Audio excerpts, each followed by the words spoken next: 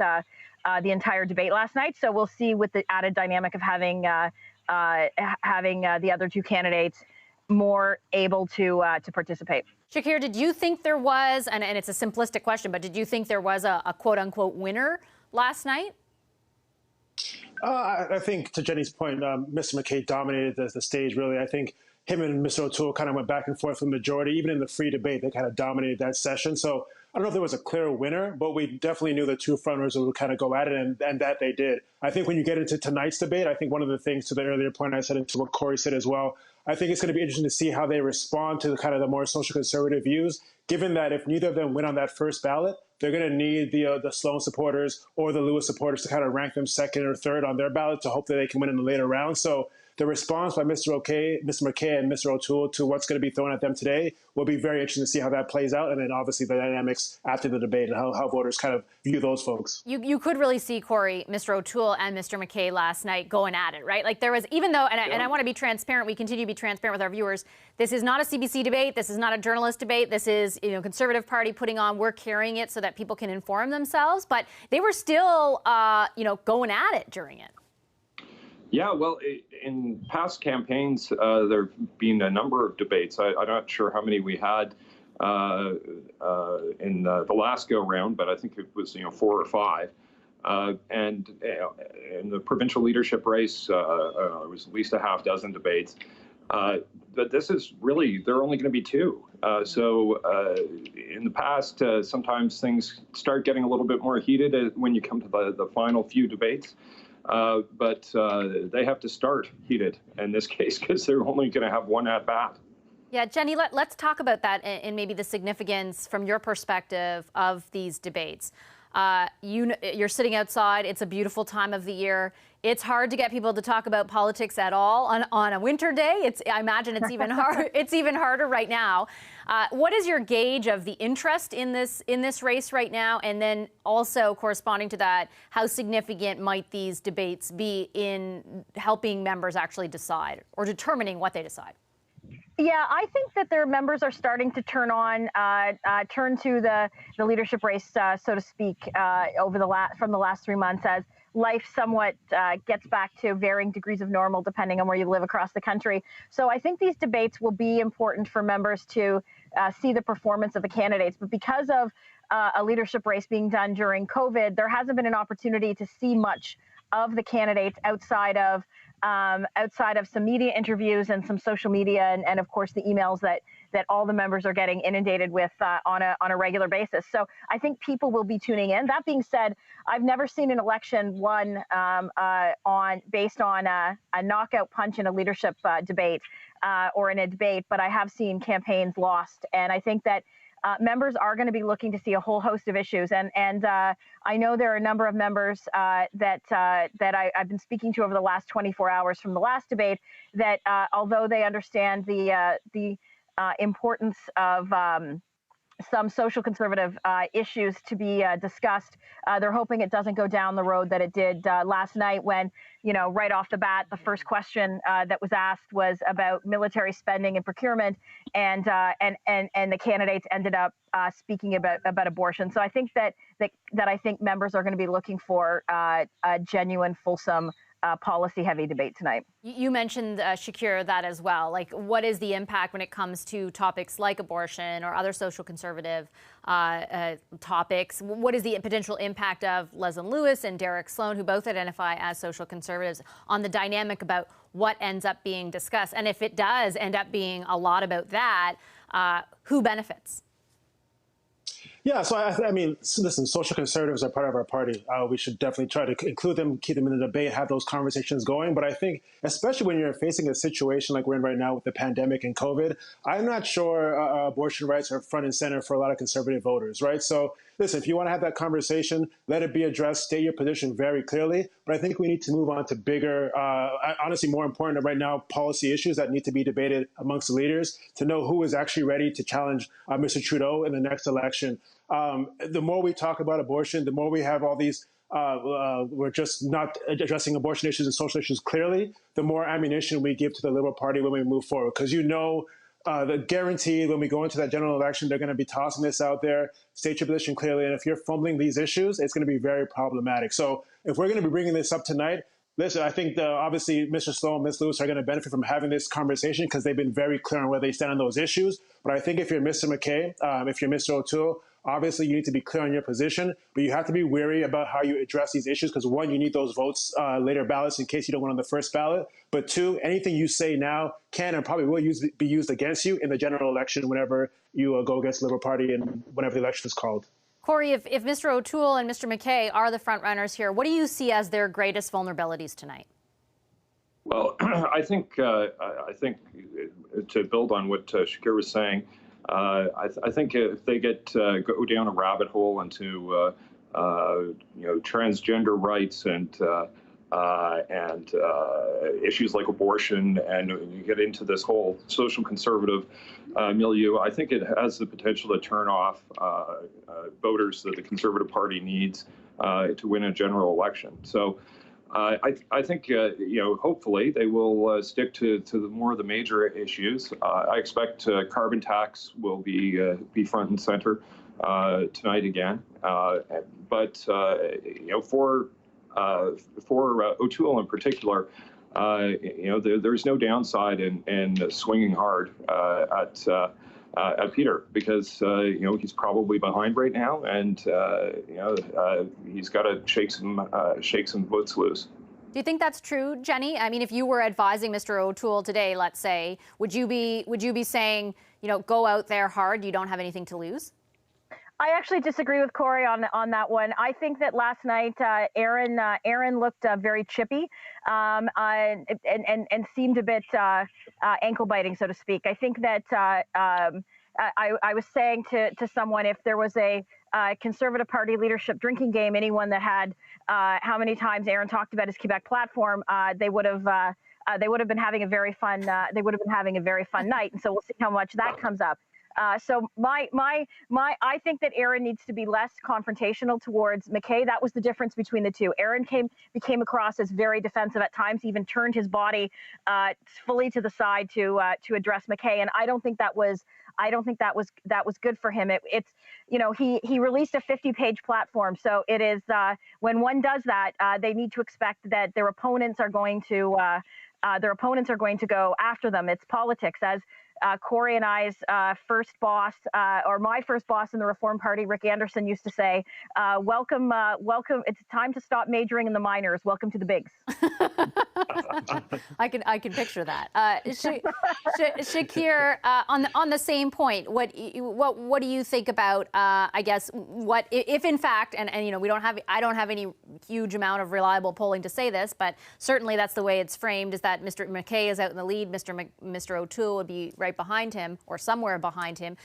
What do you think about that conversation between Corey and Jenny? Should he be going for the jugular, or should he be more nuanced? I would have to agree with Jenny. I think going for the jugular and appearing very angry on the screen will turn a lot of viewers off. Nobody wants to see their leader angry or trying to snipe at Mr. MacKay. I think having a reasoned policy debate, telling the viewers what he stands for, why he stands for these things, will suit him a lot better. Like Jenny said, he released a policy platform, right? He has over 50 pages of policies that he can actually point to and say, this is what I plan on doing. Where's your policy, Mr. MacKay? So I think having a more balanced, a more reasonable approach towards MacKay would do him better than appearing very angry and very bitter. Maybe he knows that he's not doing as strong as MacKay in the polls. I haven't seen them, so maybe that's not the case. But if he is not doing as good as he thinks he is, just appearing to be someone who's just very upset with what's happening right now is not going to do him very well moving forward. I think, again, just being reasonable, being level-headed, and just pointing to the policies that he's ready to make public will do him well. I want to get you to react to that. I just want to make sure that everyone who's joining us now knows that we are scheduled to join the Conservative leadership debate, which the Conservative Party is hosting and moderating as soon as it starts. I think I see Lisa Raitt up there, so maybe it has started. I think I can swing over there. I'm just checking with the control room. I believe we can. Can we, guys? Is that good? Okay, we're going to head over to the Conservative leadership debate, as I mentioned, moderated by the Conservative Party. That's Lisa Raitt, and the power panel is standing by to react to it as soon as it's over. Let's take a listen in. For both official debates. Dan took the lead last night, and tonight I'm in charge. We're broadcasting live to you from Toronto. All right, let's begin. This is how the night will unfold. We will start with candidates providing opening remarks in an order predetermined by a random draw held last week. Each candidate will have 60 seconds. Now, we asked Canadians to submit video questions on any topic, and we received over 1,000 entries. Dan and I, as moderators, chose a cross-section of these questions, and these will be used for this debate. The candidates were not provided the questions, but they were given the general themes to be discussed. Following opening remarks, this debate will have two sections. The first half will be a face-to-face format. Two candidates will debate each other one-on-one. A new video question will be played for each face-to-face segment, and those two candidates will debate for 2 minutes after each one has had an opportunity to provide a short answer to the question.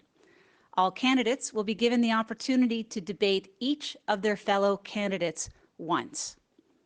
The second half of the debate will be video questions posed to all candidates. Each will have 2 minutes to answer the question. We will then open the floor to an all candidates debate for 5 minutes. The debate will be approximately 2 hours in length in order to provide all candidates a reasonable chance to speak to you, Conservative Party members, and all Canadians. Now, before we welcome the candidates, we want you to know that the Conservative Party has taken all precautions regarding the group gathering restrictions here in Toronto today. As such, we only have 10 people in this room, and you will see that the candidates are stationed at podiums that allow for the required physical distancing between them. And I would note that if we were in the 2017 leadership race with 14 candidates, we probably would have had to rent out Scotiabank Arena to accomplish this. And now we'd like to present to you the 2020 leadership candidates. Mr. Erin O'Toole. Mr. Peter MacKay. Mr. Derek Sloan. And Dr. Leslyn Lewis. Welcome to you all candidates. Let's begin. We'll start with the opening remarks from each candidate, proceeding in the podium order. Mr. O'Toole, you have 60 seconds. I've been talking to Conservatives about the future of Canada. From my launch in Calgary, where empty office towers serve as monuments to Western alienation, to BC and Atlantic Canada, where lumber mills are closing, to Ontario, where companies like GM are leaving town. Working families across the country were already being left behind by the Liberals, and then COVID-19 hit. Across Canada, people have been losing their jobs, their homes, and their hope. More than ever before, Canada needs a strong Conservative government. We need a principled leader who will unite our party by respecting all Conservatives. A leader who can show more urban and suburban Canadians that their values of liberty, family, and equality are at the core of our party. That's what I've done to win my suburban Toronto seat 3 times. It's time for a true blue Conservative who can win the next election and get our country back on track. Thank you, Mr. O'Toole. Mr. MacKay, you have 60 seconds. I'm a proud Canadian, a proud Conservative. Yet under the Liberal government, we are less prosperous, more in debt, and more divided as a nation than we have been in the last 5 years. Our government has taken, our party has taken steps to preserve democracy and the rule of law. Canada cannot afford another term of Justin Trudeau. I believe in our party and, of course, Canada, and that our best days are ahead. There are no obstacles we cannot overcome, including COVID-19. We will only win if we are united as a party. And when we reach out to every part of Canada and offer Conservative solutions and ideas. Our caucus has supported me in overwhelming numbers. And as a leader, I will bring our party together. I'm supported by Conservatives across the country, social Conservatives, fiscal Conservatives, new voters, new Canadians, en anglais et en français. We need a leader who attacks Liberals, not Conservatives. I will unite the party as I did before with Stephen Harper. I will defeat Justin Trudeau, and I will bring us back to form a national Conservative majority government. Thank you, Mr. MacKay. Mr. Sloan, you have 60 seconds. It is a privilege and an honor to be here tonight representing the founding political party of this great nation. We are facing a divide and divisions here in Canada, whether they be racial, regional, like Western alienation, and even class-based resentment. I stand before you tonight and give you my solemn promise that I will never compromise on conservative values. I will never sell out Canada, and I will always put Canadians first. I will never give an inch to political correctness. I won't cede an ounce of our sovereignty to international organizations. I'm the only candidate that is committed to defunding the World Health Organization and getting Canada out of the Paris Agreement. I will never put the rich elite and international corporations before the Canadian worker and small business. I will do whatever it takes to make the West an equal partner in Confederation. This is my unyielding promise to you. If you want a Conservative without apology to lead your party, tonight I ask for your support and your vote. God bless you and God bless Canada. Thank you, Mr. Sloan. Dr. Lewis, you have 60 seconds. Canada is at a crossroads. If the Liberals win the next election, it will be decades before we can recover. I am the right leader with the right policies at the right time. I am the leader that can withstand the Liberal attacks and the lies about who we are as Canadians. We are a good people. To win the next election, we are going to need somebody to lead with courage, compassion, and common sense. The courage to stand up to Trudeau and defend what is right over what is easy. The compassion to have policies that uplift our country and not just a select few. And good common sense fiscal policies. I ran my campaign based on these principles of courage, compassion, and common sense. And with your help and support, that is exactly how I will run this country and this nation. Thank you. Thank you very much, Doctor. Thank you, candidates. And now we will begin the face-to-face portion of the debate. Now, before we begin, we do have 4 candidates this evening who are all experienced in advocating within a set period of time, either in Parliament or before the courts. I also know that these candidates not only want their submissions to be heard by Canadians, but they'd also like to have their opponents' submissions heard by Canadians as well. So with that, if it becomes apparent to me that your message isn't getting through clearly, I will gently intervene and ask that you re-engage in a way that allows for the viewer to understand your points that are being made. You got it? Excellent. With the first question, it will be posed to Erin O'Toole and Peter MacKay. Hi, my name is Mona Patel. I am from Niagara Falls, and I am a proud legal gun owner. Hi, I'm Crystal Caputo. I'm from Niagara Falls, and I'm a French Catholic Serbian Canadian. Hi, my name is Jordan Williams. I'm from Niagara-on-the-Lake. I'm a proud LGBT entrepreneur. Hi, I'm Jackie Seaver. I'm a single mother of a university student from Niagara Falls. And our question today is, if elected leader, how do each of the candidates plan to show Canadians that the Conservative Party is inclusive in order to sway enough middle ground voters to win us a majority government? Thank you. Mr. O'Toole, please start us off. You have 30 seconds. Great question, Mona, Crystal, Jordan, and Jackie. That is exactly what I've been doing when I've won my seat in the GTA 3 times, bringing together people based on a conservative approach, liberty, opportunity for all. I would be our first leader from the GTA. I've done this in 3 elections. I will do it again. Prime Minister Trudeau has been attacking many Canadians in the suburbs and cities of the country. We need to unite them in our cause to take back Canada. Thank you very much, Mr. O'Toole. Mr. MacKay, please go ahead. 30 seconds. It is an excellent question, and unity has been at the core of my campaign. I've been a person who's dedicated much of my working life to this party. I helped with Stephen Harper and with thousands of Conservatives to bring the Conservative movement together. But to truly reach out to Canadians, we are going to have to modernize. We are going to have to present ideas, solutions, policies that are relevant in people's backyards and back pockets. And that's what I've been talking about. An 8-point jobs plan for Canada. Sensible, thoughtful policies that will improve people's lives. Not vanity projects, not dividing Canadians the way Justin Trudeau has, but getting things done for Canadians. And that's what's needed post-COVID-19. Thank you, Mr. MacKay. The floor is now open for 2 minutes, and we'll let Mr. O'Toole start. Thank you. I think our 4 questioners tonight reflect a good cross-section of conservative aspirations for the future of our country.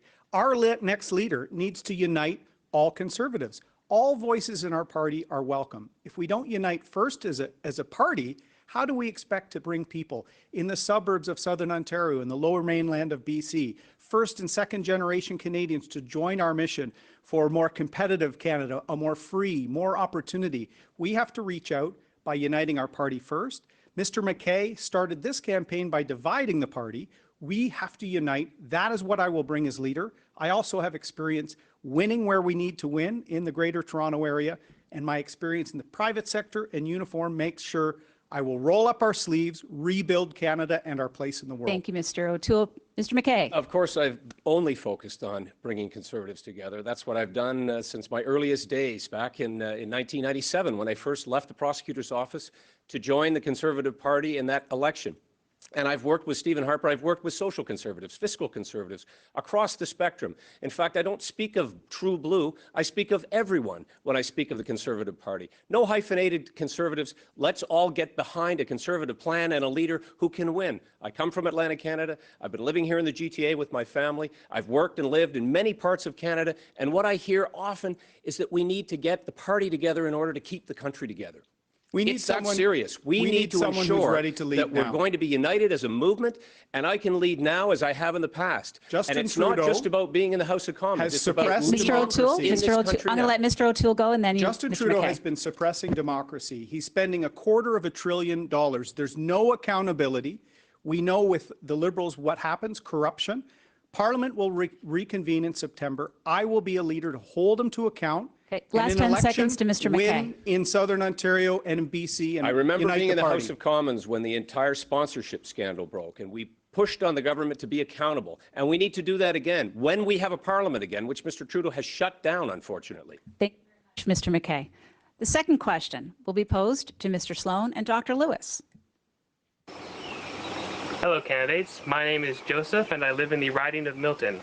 If elected leader, what will you do to ensure that social conservatives are able to play an active role in the future of the Conservative Party of Canada? Lovely riding of Milton. Mr. Sloan, please start us off. 30 seconds. Sure. Well, social conservative issues are policy that affect families, seniors, and children. And we can't be afraid to address values.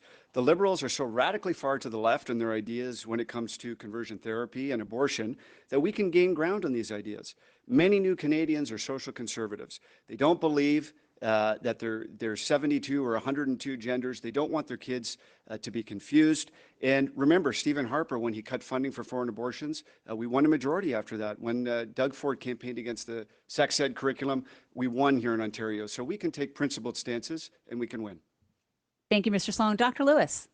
Social conservatism is a very, very important part of our party. And one of the reasons why I decided to run is because I saw the divide within our party. I saw that there was a potential that social conservatives would be ousted from the party. And I think it's very important that we recognize that people with traditional values, people with religious values, that all of these parts are important to our great democracy. And that is what I would do, is uphold all of these values within our party.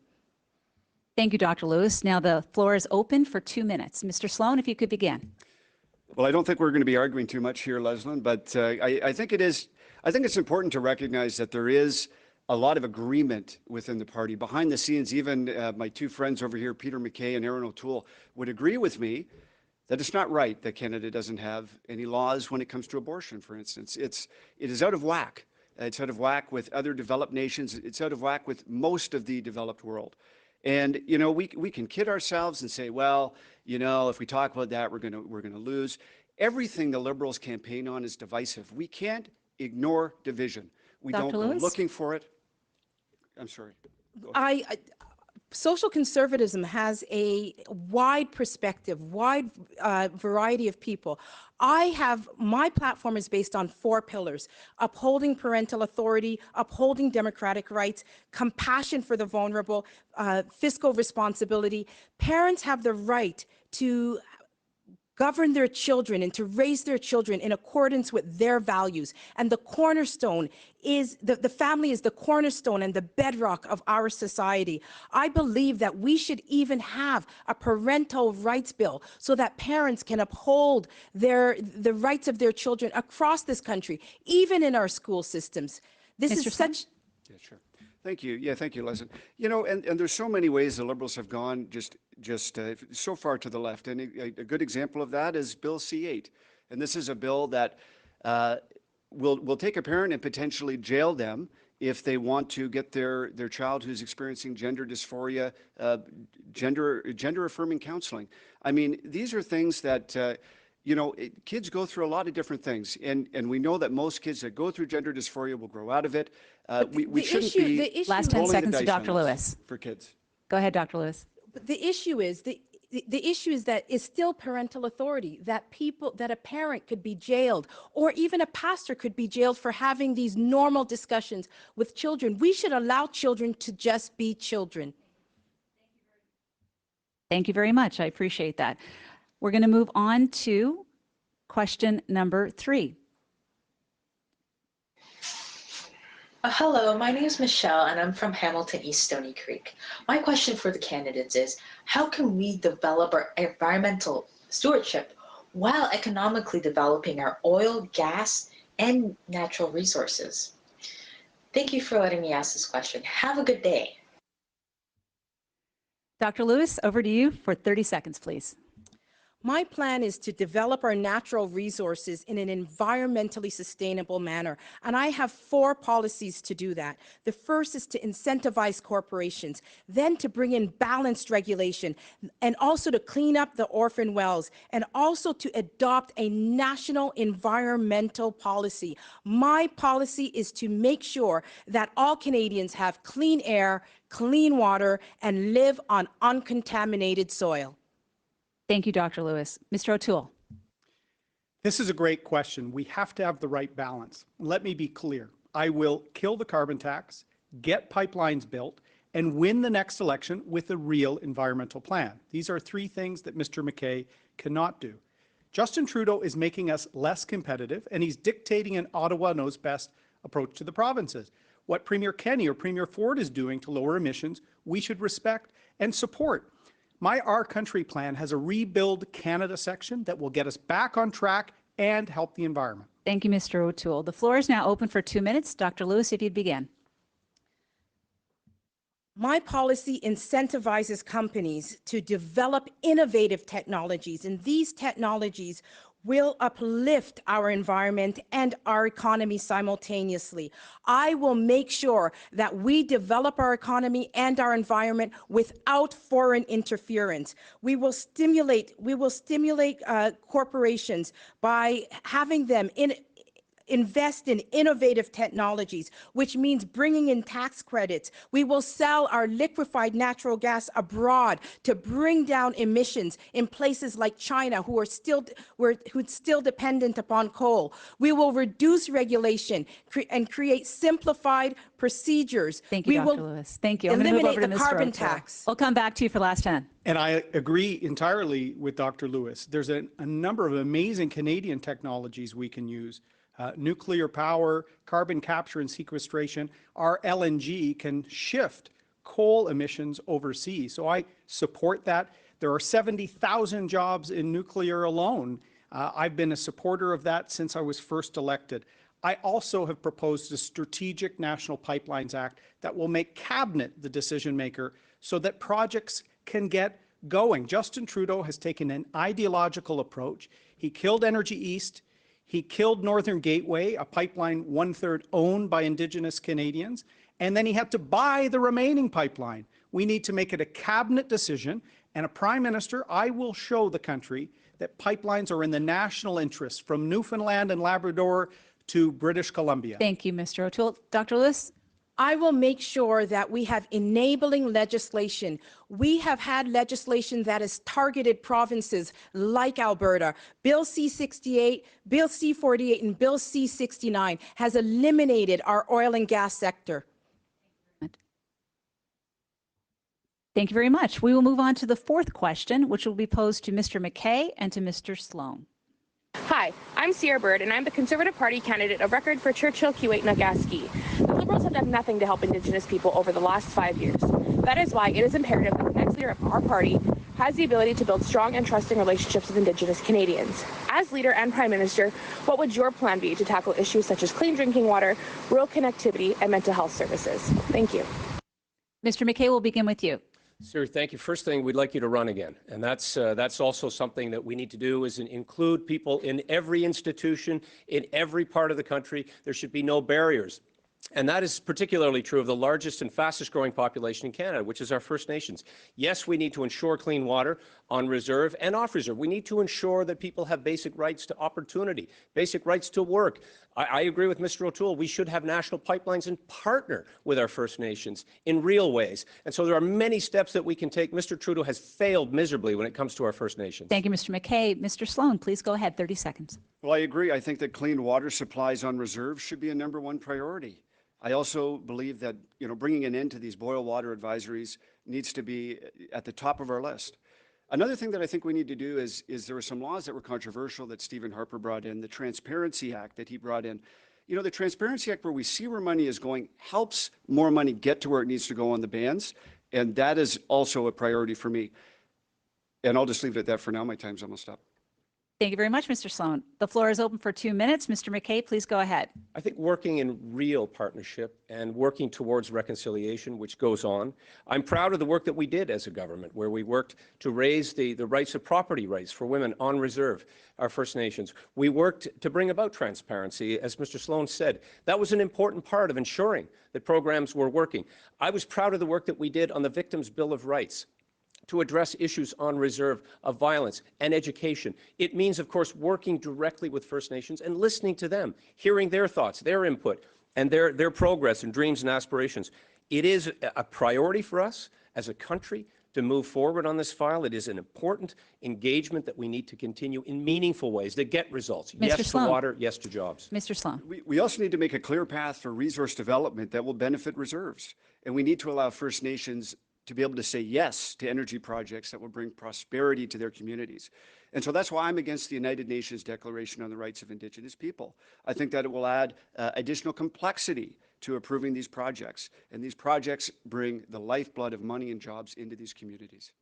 Justice and accountability and transparency are things that we all want in our life. As proof that the failure of this government, we saw the blockades. We want to see projects, meaningful projects that include and offer the opportunities to our First Nations. Having a First Nations Transparency Act helps in that pursuit. I've reached out to members of the First Nations community. I had 2 communities in my constituency in Nova Scotia, and we saw the progress that can be made on real projects that matter, that lift up the entire First Nations people. The UNDRIP, the United Nations Declaration on the Rights of Indigenous People, it does not respect provincial authority. And we saw its principles at play with the Coastal GasLink blockage in northern BC. This is what we will see over and over again if we enact legislation based on that document into law. And I will always fight against it, and I hope Mr. MacKay would as well. Our First Nations Rangers program is a perfect example of the incredible contributions made to this country by our First Nations. I would like to see that program enhanced. Thank you very much, Mr. MacKay. The 5th question will be posed to Mr. O'Toole and Mr. Sloan. Hi, Conservative candidates. My name is Danju. I'm from Calgary. My question to you is, what is your plan to bring back supply chain to Canada? How do you want to create jobs for our young generation? Mr. O'Toole, please start us off. 30 seconds. Thank you very much, Danju, for the question. Justin Trudeau was late on our border and late with the economic response, and we've seen just how far behind Canada's been. No wonder he's suppressing Parliament. He doesn't want his record examined. In my Our Country platform, I have a detailed program on being self-sufficient in PPE, in critical security supplies, in food security. We need to make sure that we also have free trade amongst free countries and address the Communist Party of China. Thank you, Mr. O'Toole. Mr. Sloan.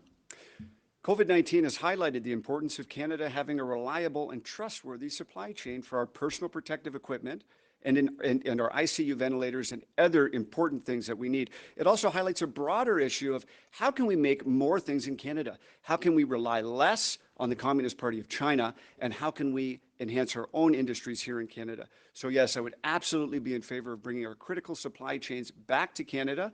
But beyond that, we need to do more manufacturing, and made in Canada is always best for Canada. The floor is open for 2 minutes. Mr. O'Toole, please. Thank you. Justin Trudeau is losing UN bids, upsetting our allies around the country, and we're not at the table. The UK, Australia, and New Zealand are forging a free trade pact. I've been advocating for CANZUK for many years. This would allow free trade amongst our allies, amongst free countries. The Communist Party of China has manipulated world trade on steel and aluminum. The Trudeau government missed that as well.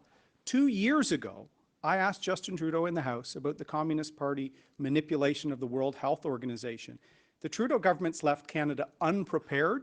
We need to get serious, work with our allies, and be more self-reliant, self-sufficient. I worked on trade in the private sector, in the Harper government. I'm ready to do this. Our Country platform has a rebuilding Canada, restoring our reputation, and having real help for families and seniors. Mr. Sloan? It's the plan for the future. Mr. Sloan? Consumers in Canada, the US, and elsewhere have effectively financed Communist China's ability to buy up our natural resource companies.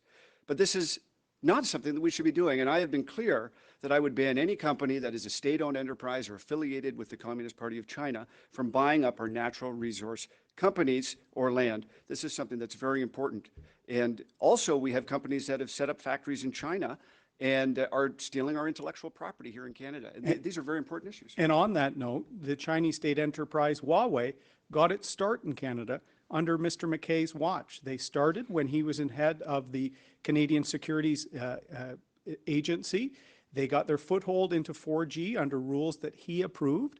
So now we have a state-owned enterprise trying to get into our critical infrastructure. For 4 years, I've been against Huawei being part of our 5G. We need to make sure our secure infrastructure is protected. And I agree. I'm also against Huawei building our 5G network, and I would certainly not approve that as leader of the party. Thank you very much. The sixth question will be posed to Mr. MacKay and Dr. Lewis. My name is Lisa Poole, and I'm from Calgary. Over 1 million Canadians are impacted by dementia, and evidenced by COVID-19, we're failing many of them. If you're elected leader of the Conservative Party, do you support the creation of an all-party dementia caucus? Thank you. Now, before I turn to the candidates, we've had many questions on this theme, and it's no secret that I have an interest in this topic as well. I ask you not only to answer Lisa's specific question, but also speak to the broader issue that's been brought to our attention through our video submissions of an aging population, of seniors, and the National Dementia Strategy. And I'll start with Mr. MacKay. Thank you, Lisa, and thank you, Lisa. There's no question that there is tremendous vulnerability in our country when it comes to seniors and when it comes to the issue of dementia that touches people in a very personal way. I want to give seniors every opportunity to stay in their own homes as long as possible. I want to give more access to the health care in the home, which is an important change. I want to be able to see seniors have tax deductions to make the changes necessary to remain in their homes and give more access to the home care that they need when they need it most. These are the changes that I would bring forward. Thank you, Mr. MacKay. Dr. Lewis. Yes, thank you for this question. It is very important that a government provides safety and security for all its citizens, especially the most vulnerable. And this includes our seniors and people suffering with dementia and other diseases. In the recent times, we've seen what has happened to seniors, and we've seen the substandard conditions that they've been living under, and it's just heartbreaking. I would dedicate policies to making sure that seniors and people living with disabilities are respected. Thank you, Dr. Lewis. Now we'll open it up to the floor for 2 minutes. I very much associate with what Dr. Lewis has said in terms of the respect that should be afforded to the people who have contributed so much to this country. And I would go about that by enhancing the disability tax credit as one method to do so. And this, of course, all has to be coordinated through our provinces with their responsibility for health care. Improving the health care and improving the home care is the way to go about this, and reducing the cost of hospital and institutionalized care. Those are the type of changes I think that give healthcare a bigger impact. And for people who've dedicated their entire lives, they should be able to live with dignity. And I believe that we should be able to have policies that improve senior care, that allow seniors to remain in their homes for longer time, increasing the tax deduction so that they can modify their homes, and also increasing the penalties for people who neglect seniors and who mistreat seniors. We should also have home care services and make sure that we fund those home care services so that seniors can be in their homes for longer periods of time. We also need to increase palliative care and long-term care and foster a culture of respect in this country for the aged. Thank you, Dr. I Lewis. believe as well in all of those substantive steps and more. One of the more shocking things that we've seen during COVID-19 was the report that came from the Canadian Armed Forces about the conditions that were found in long-term healthcare facilities, both private and in the public sector. And that has to be addressed in meaningful ways. And yes, more accountability. As a former prosecutor, as a former Attorney General and Justice Minister, people who are deliberately neglectful or even allow those conditions to exist have to be held to account. But it really is about allowing seniors to have more access to their own funding and to support them in meaningful ways. There's so many things that we could do at the federal level. We could even change building codes to make sure that the residents have more ventilation. We also need to make sure that we do not impose euthanasia on these seniors, because some of them feel compelled to just relieve suffering from the system and from their family members. And we need to make sure that we support them. Thank you, Dr. Lewis. I appreciate that. And that concludes the face-to-face section of our debate. Thank you, all candidates. And at this point, we're going to turn to the second half of the debate, where all the candidates will be given the opportunity to address each question posed. And you will have 2 minutes to initially address it. And after that will be a 5-minute period of spirited yet civil debate. Question 7. Hi, my name is Max, and today I want you to explain why you want to be the Prime Minister of Canada. Thank you very much, Max. We appreciate the question. Mr. O'Toole, please go ahead. Tell Max why you want to be Prime Minister. Well, thanks, Max, and hopefully you might become Prime Minister one day. Max, it's simple. I'm a patriot. I love this country. It bubbles through my blood. That's why I joined the military when I graduated from high school, and it's why I'm so proud now to represent my hometown in Parliament as a Member of Parliament. We are the greatest country in the world, but it's up to us to make sure we preserve it for your generation.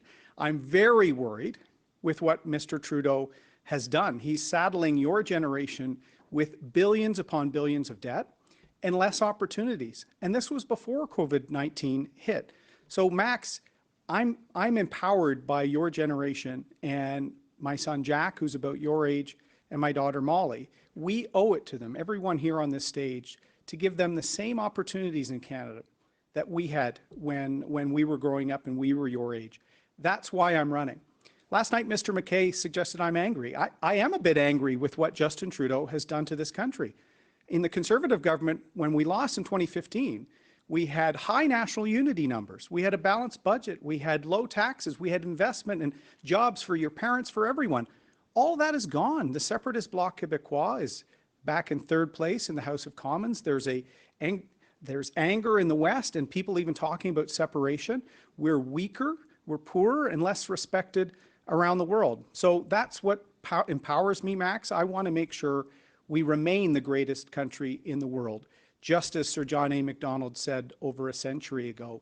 That's why in my Our Country platform, I have a very detailed plan to rebuild Canada after COVID-19, to restore our reputation on the world stage, and to provide real help for families and seniors, many of whom have been left behind by Trudeau as he is spending billions. So Max, I hope to see you on the campaign trail soon. Mr. MacKay, please go ahead. You have 2 minutes to give Max his answer. Thanks, Max. And the short answer is for you and for your generation, for my children, and those who come to Canada to find a new way of life, those who experience Canada in a way that they can't experience in their country of origin. We have, as Mr. O'Toole said, the greatest country in the world, but we can't take it for granted. And I share the concerns of all of the candidates here for the direction that Justin Trudeau has taken our country. We are more divided. We are turning on one another in terms of regions, people, places. We have to get back to the basics of addressing the priorities of this nation, ensuring that there will be jobs for you in the future, Max, ensuring that you're going to have access to education, healthcare. You're going to be able to grow up and live out your dreams as a Canadian. And one thing that will hinder us in that pursuit as Conservatives is when we turn on one another. Max, I don't know if you play hockey or soccer, but we know that the principle is to pass to one another, is to be on the same side, is to pursue a goal. We're not going to be able to do that if we turn on one another. Conservatives can build this country as we have in the past and as we will again. And yes, it goes back to some of those fundamental principles of being honest with one another, finding real solutions that are going to make a difference in your life, in your parents' life, maybe your siblings. We've got to continue to keep the focus away from what divides us and focus on what makes us strong. Canada has been gifted with resources. We have been gifted with people, with freedoms, with liberties, and we need to protect those and enhance them and continue to grow this country for the opportunities of you and your generation. We are certainly a country that is admired around the world, even with the setback that came under Justin Trudeau's leadership, or lack thereof, of pursuing this UN Council seat and neglecting the more important task of building our economy. I have an 8-point plan directly aimed at how we get our country moving again, get us back on track, make us competitive, make our country strong. Thank you, Mr. MacKay. Mr. Sloan, it's your turn to tell Max why you want to be Prime Minister. Thank you for that question, Max. And we live in a very interesting time, and like all Conservatives, I am very optimistic about the future, but I'm also concerned about some things that I'm seeing here presently. And we have so many things that are going on right now. We've just come out of the worst pandemic that we've seen in our lifetime. We see a resurgent China. We see a crackdown on free speech. We see a cancel culture that exists in the world of political correctness. It also exists on social media, where we have banning and shadow banning and algorithms that lead people in certain ways on some of our biggest search engines. These are things that are scary and that need to be addressed. And I believe that Canada can be the country in the world with the highest standard of living, the lowest tax rates, the healthiest citizenry. These are the things that we need to focus on and move towards. We can't do that when our energy industry and our natural resources are underwater. We must get out of the sovereignty-destroying agreements that we've signed. No to the Paris Agreement. We have to get out of that. We have to get rid of Justin Trudeau's bills, Bill C-69 and C-48. We have to be strong on free speech. That's why I will get rid of Bill C-16. That's why I will always promote a culture of freedom. And I denounce the council culture that we see. Sometimes we see it in our own party, unfortunately. We saw some candidates that were disqualified in this leadership race. We need everybody to be all hands on deck, whether they be social conservatives or any other conservative. We need to have one big happy party that's moving together, that's moving as a team. And I am confident that we can achieve that. I'm confident that we can do that. But we have to address some of the controversial issues that the Liberals like to traffic in. And those are the ways, without dealing with those, we can't move forward. But when we do, I know that the best days of this country are yet ahead of us. Thank you, Mr. Sloan. And Dr. Lewis, it's your last pitch to Max as to why you want to be Prime Minister. Max, I believe that the children are the future. We need to just teach them well and let them lead the way. I want to be Prime Minister because I want the country that I grew up in to be here for my children. And I was very concerned in the last few years, the last 5 years, I've seen this country take a turn. I've seen the diminishment of the Canadian dream, Max, and I want that dream for you. I want you to have a future that I had, Max. I am proud to be a Canadian. Max, I'm concerned when I see people telling Canadians that they should not be proud. I want you to be proud of your country, Max. Max, the fabric of our nation is just being torn apart. And even provinces are threatening to leave our great confederation. Debt is piling up. That debt you will be responsible for, Max. And I want to make sure that we take responsibility responsible steps so that you have a bright future, the same way that I have a bright future. And so that, Max, you could have the dream of one day standing here and one day potentially running to be the Prime Minister of this country. And in order for that to happen, Max, we need to make sure that we have strong economic policies, that we care about our vulnerable, that we protect our children, that we maintain our environment, and that we create a strong future for children like yourself, Max, because you are our future, and your life and your progress and your health and your well-being is important to us. Thank you, Dr. Lewis. Candidates, you're being so good at keeping to time. We actually have a little bit of extra time, so we're going to have 7-minute debate, and I'm going to be a little bit more hands-off, and I'll let you have a little bit more room to have pointed discussions with each other on the topic of why you want to be Prime Minister. So with that, I'm going to start off with Mr. O'Toole and let it go. Thank you very much, Max. A few weeks ago, I was in the House of Commons and I asked the government to give some support to seniors, a one-time boost to the old age security. And then a few weeks later, they did that. Seniors had been struggling in COVID-19 like many Canadians have. It shows, Max, why an opposition is so important and why I'm so proud of my colleagues in the trenches holding the government to account. In fact, we fixed the wage subsidy and certain things to save jobs. Maybe your mom or dad's job, we made sure it was a higher amount. We were pushing for more support from small and medium-sized businesses. The government didn't listen, unfortunately. We also asked them to close the border in January so we would prevent cases from coming into Canada, and the Trudeau government didn't listen. So our democracy has been suppressed because the Trudeau government doesn't want to be held to account. I'm very proud that I've been pushing on a number of these measures as an MP, both in the House and on the campaign trail, and my Our Country platform has a Rebuild Canada plan. It will restore our reputation, and it will provide real help for families and seniors like we were able to do by advocating for the OAS for your grandparents, Max. That's what our democracy is about. And I'm very proud to have worked with my colleagues in the last few years to hold Mr. Trudeau to account. I'm ready to beat him in September, and that's what this race is really about. It is about that, and it is about pressing the government, and it's incredible what you can do when you get to the Parliament of Canada.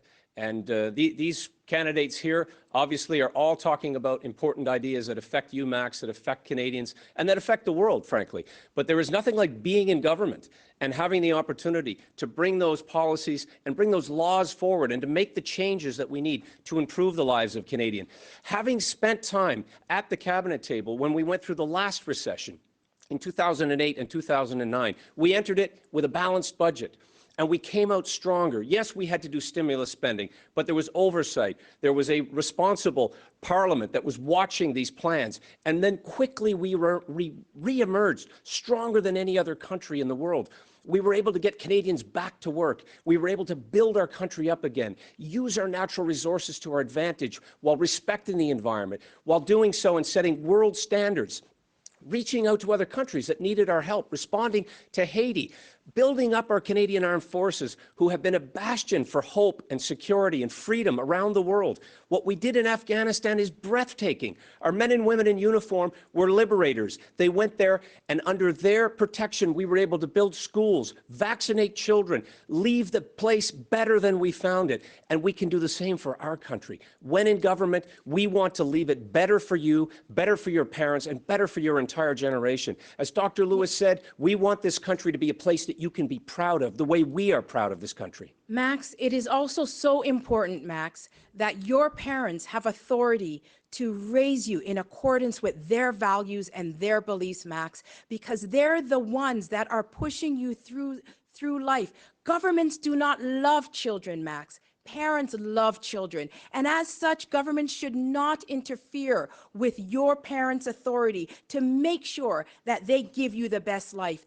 In addition, Max, we are seeing our democracy just being undermined, our democratic values. Max, I will uphold fundamental principles, your freedom of religion, your freedom of belief, your freedom of conscience, and your freedom of association. Max, I believe that as a government official, we are elected elected to serve you, Max, and I will make sure that we will always respect your rights. We also have to be compassionate because one day, Max, your parents are going to be elderly and they are going to be in a position where they may not be able to take care of themselves. And we have to value the contribution that they have made to our society. And we must take care of our vulnerable, including even the environment, Max, because the environment is something that we have to sustain for your generation and generations I agree with you, to Dr. come. Lewis, and I just would like to add that one thing that's important to me, Max, is the way in which we're selling out Canada piece by piece.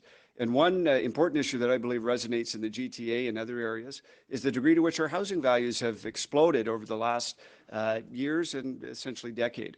And for me, we've taken a look at the numbers and we've seen that our immigration levels in this country are actually higher than the average for developed nations. We've taken a look at the number of new Canadians that are settling in the GTA.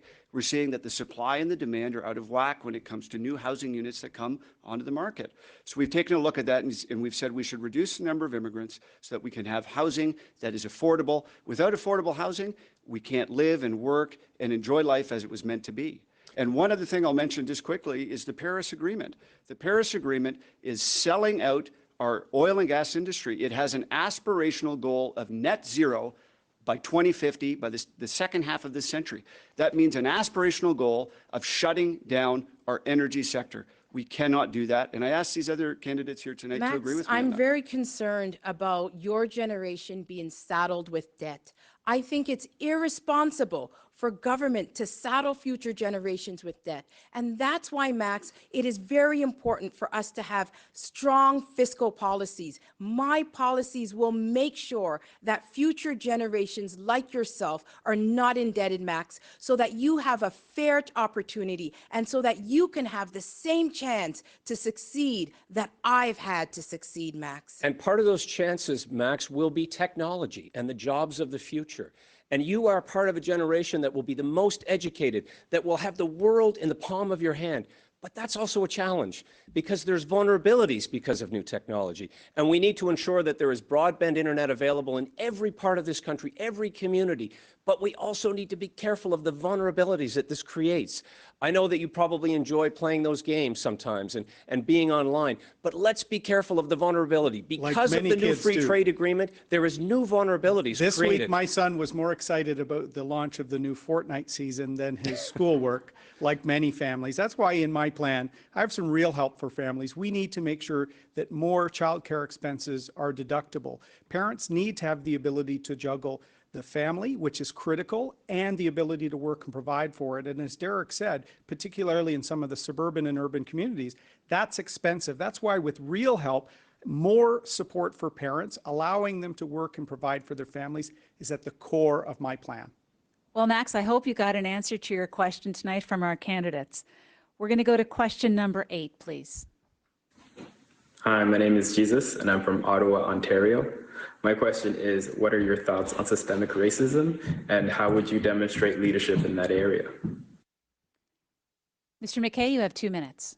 I think we have to acknowledge that systemic racism exists. It exists in our institutions. It exists in our communities across this country. I grew up in a small town in New Glasgow that has the shame of having excluded Viola Desmond from a theater. And this was an issue that I was always aware of my entire life. And so one of the most important things I think we have to do, Jesus, is listen.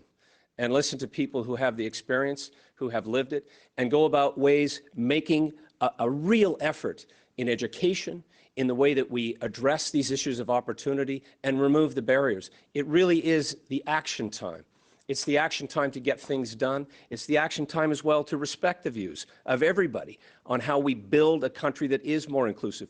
We have an incredible reputation for having opened our doors and opened the opportunities, but we still have systemic racism when it comes to our First Nations, when it comes to the challenges that they still face and the exclusion that they still feel.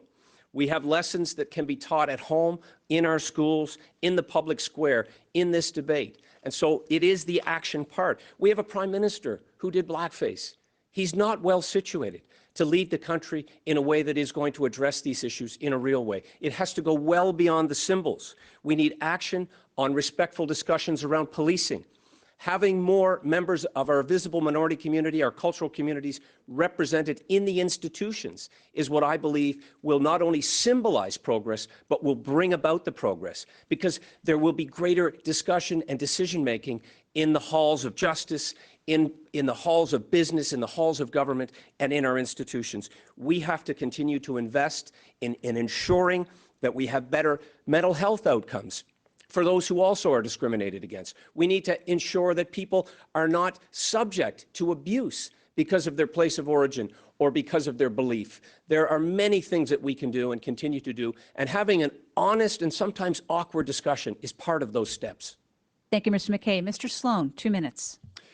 Canada has made mistakes in the past, but it is also an open country. It is a diverse country, and it always strives, in my view, to be the best that it can be. I believe that we do have problems with racism in Canada, and that we have people who are racist in Canada, like many countries do, like all countries do. But I don't believe that we should call Canada a racist country. I believe that Canada is a beacon of light and liberty across this nation, and that we have many things that we can do to improve, but there's many things that we've done that other countries look up to us for. I'll raise an issue that I believe is important, and we do have a form of systemic racism in Canada, and it is the law Bill 21 that we have in Quebec. It is a violation of minority rights. It treats people who are observant, Jews and Sikhs and others, in a way differently than it does people who are not. I believe that's an issue, and I know that we don't like to talk about it. We feel that it will hurt us in Quebec, and I obviously respect provincial jurisdiction, but this bill is not right, and I'm against it. And I believe that there are other ways that we can work together to preserve Quebec's unique culture. And I call on the other candidates tonight to make a statement on this bill, as I believe it's important. Thank you. Thank you, Mr. Sloan. Dr. Lewis. Thank you. So racism and discrimination exists in every society, and unfortunately, Canada is no exception. But we have to distinguish between individual racism and systemic racism. Many people respond to the question of systemic racism by saying, I'm not a racist. That is individual racism. That shows evil intent. So systemic racism, we have to understand, is something very different. It deals with outcomes that are negative. And so when we look at the system, we can assess and we can say that we have had residential schools in Canada, and that has led to a negative outcome. We can say that there are different outcomes in the educational system, and those can be tied with race. We know that there are different outcomes in the criminal justice system. If we take, for example, even a First Nations person, a First Nations person charged with the same crime as a non-First Nations is more likely to be found guilty of that crime. It's more likely to be charged. When charged, higher conviction rate. When convicted, higher sentences. Less chance to get bail. So these are things within the system that we have to say that we can make better. Canada is the best country in the world, but that does not mean that we have an opportunity to not make it better. I feel that what we should do is we should examine the systems and attempt to move away from saying that we are going to be destructive and destroy systems that are imperfect. All systems are imperfect, and so we need to look at them. We need to look at how we can modify certain institutions, such as our police, how we can modify our education system, how we can modify our criminal justice system so we have better outcomes. Thank you very much, Dr. Lewis. Over to you, Mr. O'Toole. Thank you, Jesus, for the question. It's an important one that many families have been having discussions about, including Rebecca, with our children. We live in the greatest country in the world. And as public officials, it's our commitment to make sure it lives up to the ideals that we want it to be.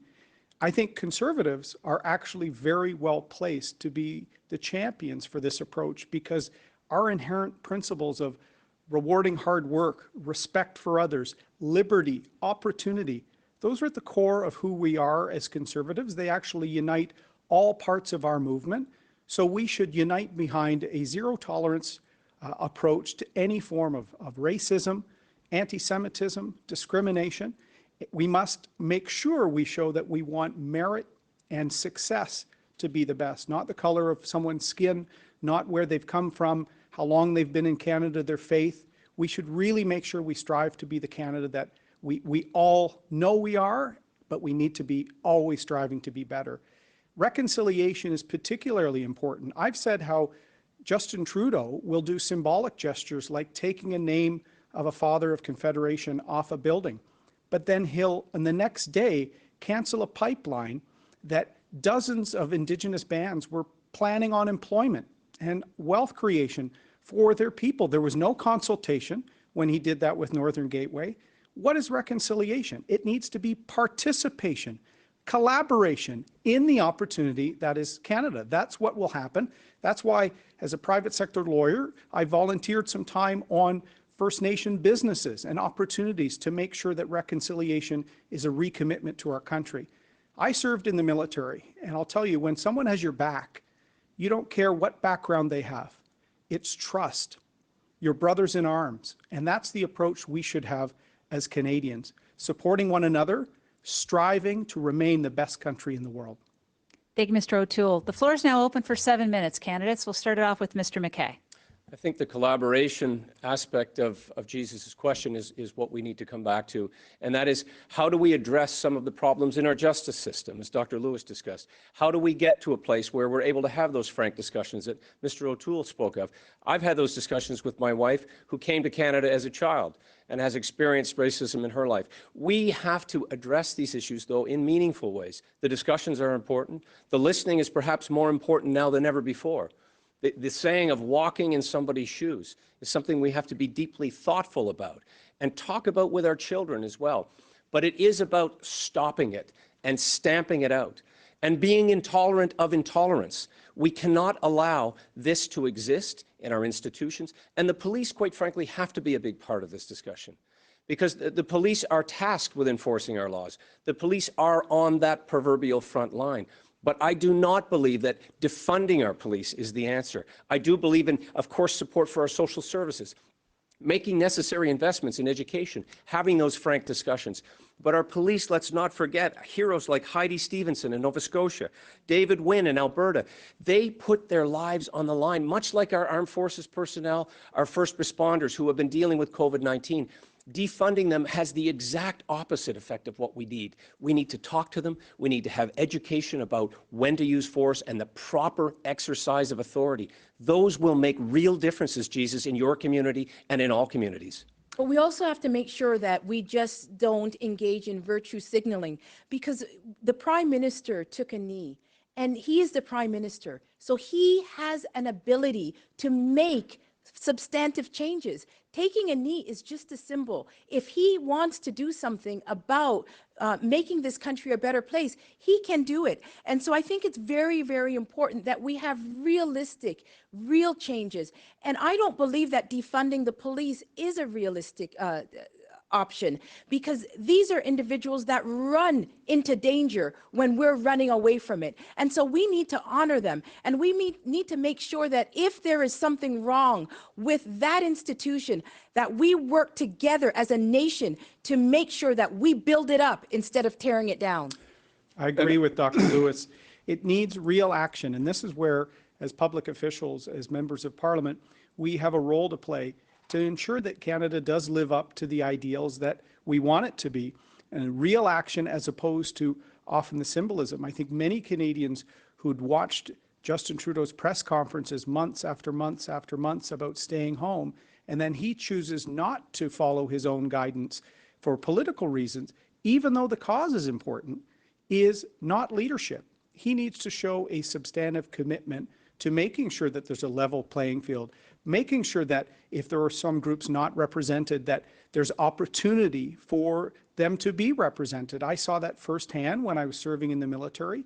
There still needs to be a lot done with respect to gender as well. I saw that in the legal profession when I was there. Not enough women advancing to be partners at large law firms, other things. So I think there's many things we can do, and I agree with Dr. Lewis. It has to be action.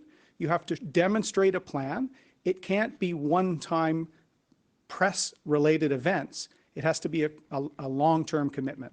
And I'm just going to cut you off there. Sorry about that. But I just wanted to agree with Dr. Lewis and Peter here about the police forces. And, you know, police brutality is wrong.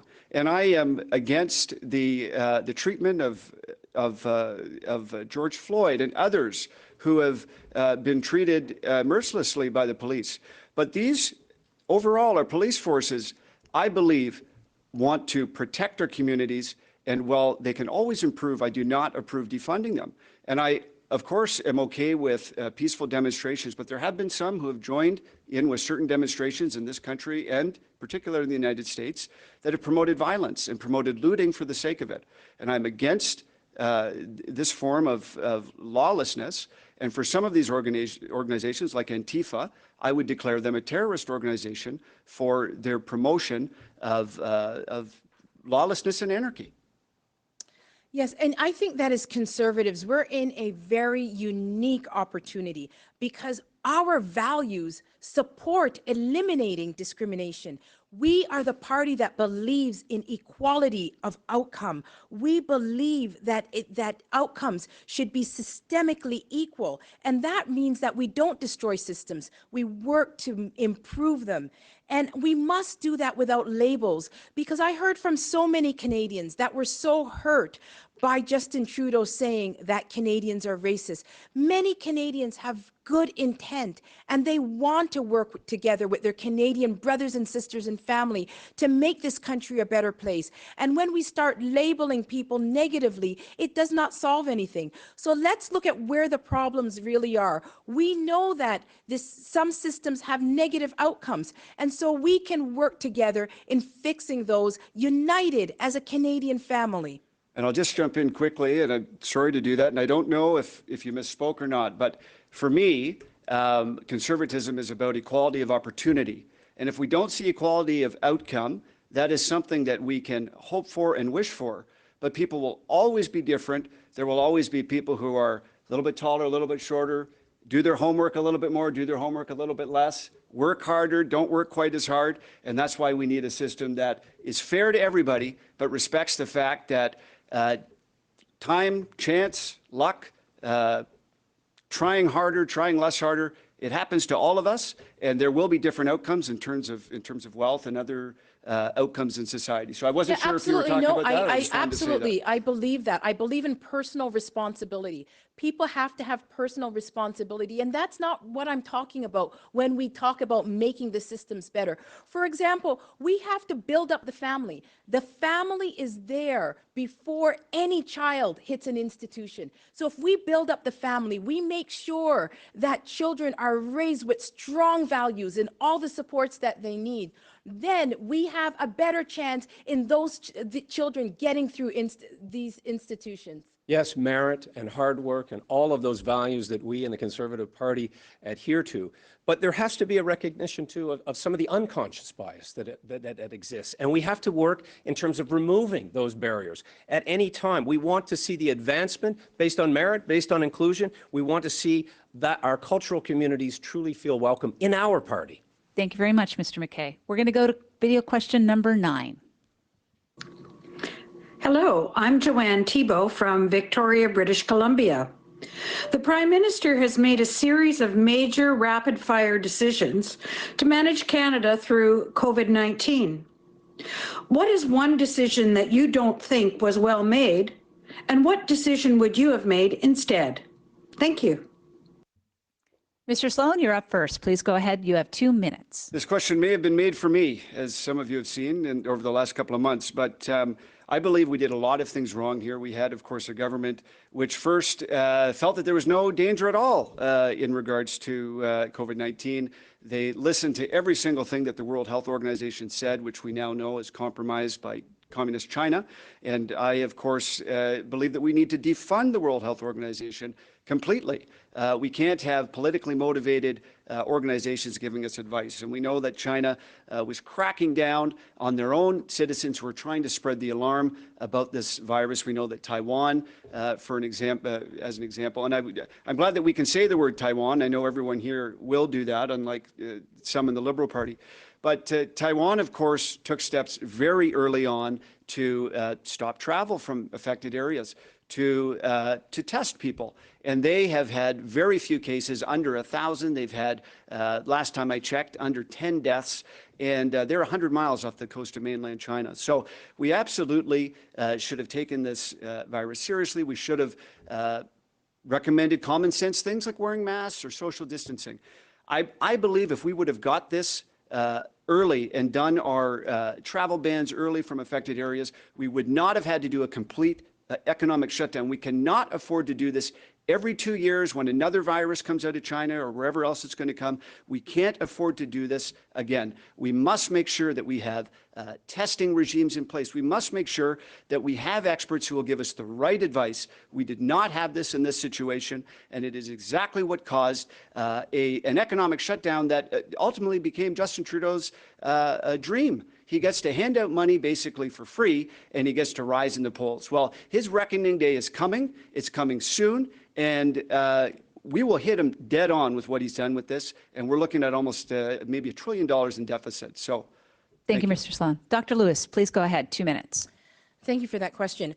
I think it was very important at the outset, even though we were in a crisis situation, to do a costed impact assessment so that we know exactly what the cost is. We have a budget for it. And that is something that is the responsibility of our finance ministers. And I think that there's something very important, because that way we're not saddled with a future tax. I think that we should have closed the borders very, very early, quarantined individuals, repatriate Canadians back to Canada and quarantine them. And we needed to rely on our own data and not the data that came out of China and the WHO. We also needed a better emergency preparedness strategy. And we need to make sure that we do that in the future, having key manufacturing sector to deal with our essential goods, such as our stockpiling of our supplies. They were very low. We want to make sure that we also close the border. The closing of the border was constrained by political correctness. And very early on, I called Justin Trudeau out on that, because I called him out on stating that it was not racist to make a public safety decision for the benefit of Canadians. It was a public safety decision. I also believe that we should have planned for a rainy day. We were running a deficit in times of prosperity. We had 5 years of prosperity where we could have had a surplus, and that way we would not have been going into crisis in such a negative situation. I feel that the modeling was too late, that there was lots of misinformation about masks. Masks should have been worn at an earlier date. We should have shut down travel earlier. We should have looked to other countries like South Korea, Taiwan, and Hong Kong, and look at what they were doing and their successes instead of relying solely on China. Thank you very much, Dr. Lewis. Mr. O'Toole, just to recap, we're talking about COVID-19. What decision did you disagree with, and what would you have done? Thanks for the question, Joanne. It's a hard one, because just pick one mistake by Justin Trudeau in the COVID-19 crisis, that's hard, but it certainly has to be the travel restrictions. He was ignoring the Conservative Party, which started raising this in January. In February, I put out a detailed plan on how to stop flights from China, Iran, Italy, other countries that had infections, and to actually get the EI system prepared for people that would have to quarantine. By mid-March, Justin Trudeau and Minister Haiju were still telling people there was nothing to worry about and closing the border would have no impact. You know what they did? They made the challenge harder for Premier Ford, Premier Legault, and other premiers across the country who had to respond with the healthcare system. So if the federal government had not botched the travel and quarantining and airports, we'd be much better off like other countries. Their response on both the health crisis and the economic crisis was both slow and confused. They've spent billions more than they needed to because they were late to the game. As I said earlier, 2 years ago in the House, I asked Justin Trudeau about the Chinese manipulation of the World Health Organization. They were excluding Taiwan and other countries from pandemic planning. 2 years ago, we were demanding for Trudeau to get prepared. He was not. In fact, he sent masks and PPE to China as his own officials were telling them there was a crisis descending upon Canada. It's the highest order of failed leadership I've seen in my lifetime as a Canadian, and we will rebuild Canada and get us ready for next time. In my Rebuild Canada plan, we have a plan for resiliency, for self-sufficiency of critical PPE, medical supplies, and to make sure we rebalance trade and relations with other countries. We need to do more amongst the free world. I've been calling for reform of the United Nations for many years. We have to be ready for a potential second wave. I'll be ready as Prime Minister. Mr. MacKay? Joanne, this is the most important question. And what would have been done differently under a Conservative government, based on everything you've heard here, tells me again that we shouldn't have closed Parliament. Justin Trudeau shouldn't have tried to avoid accountability. But that day is coming, and that day is coming in the next election, and we will see accountability for China as well. But all of these ideas are true. If we had moved quicker on the closing of the borders, if we had moved quicker to get testing in place, if there was a more coordinated effort with the provinces, and in fact, if we had collaborated more with our allies at the very beginning, I believe we wouldn't have been left to rely solely on information that was being funneled through the kidneys of the World Health Organization. We should have looked at the example of countries that did well. Others have mentioned South Korea, Taiwan, Singapore. There were many signals on the horizon that this could happen again. Let's never forget.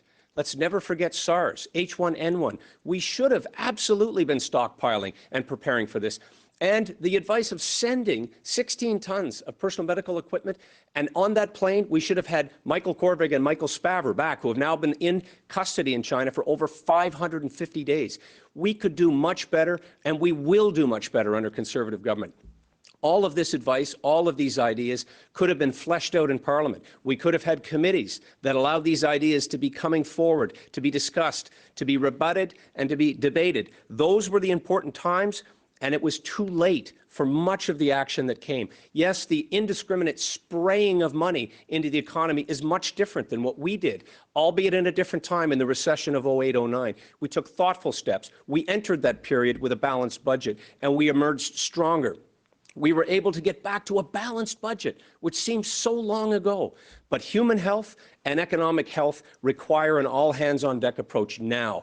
And that's what you're seeing discussed in this debate. That's what you're seeing Conservatives come forward with. Thoughtful, forward-looking, and positive improvements to our system and to our country. Thank you, Mr. MacKay. The floor is now open for 7 minutes. Okay, well, thank you. I just want to add here, there's a lot of civil liberties issues that are at stake here as well. And one of the questions that I get most frequently from, literally this is the most frequent question I get from Conservative members across the country, is whether I support mandatory vaccines. And this is a question that we're seeing thrown around in different places. We're seeing Canada team up with a company in China that's affiliated with the Chinese military.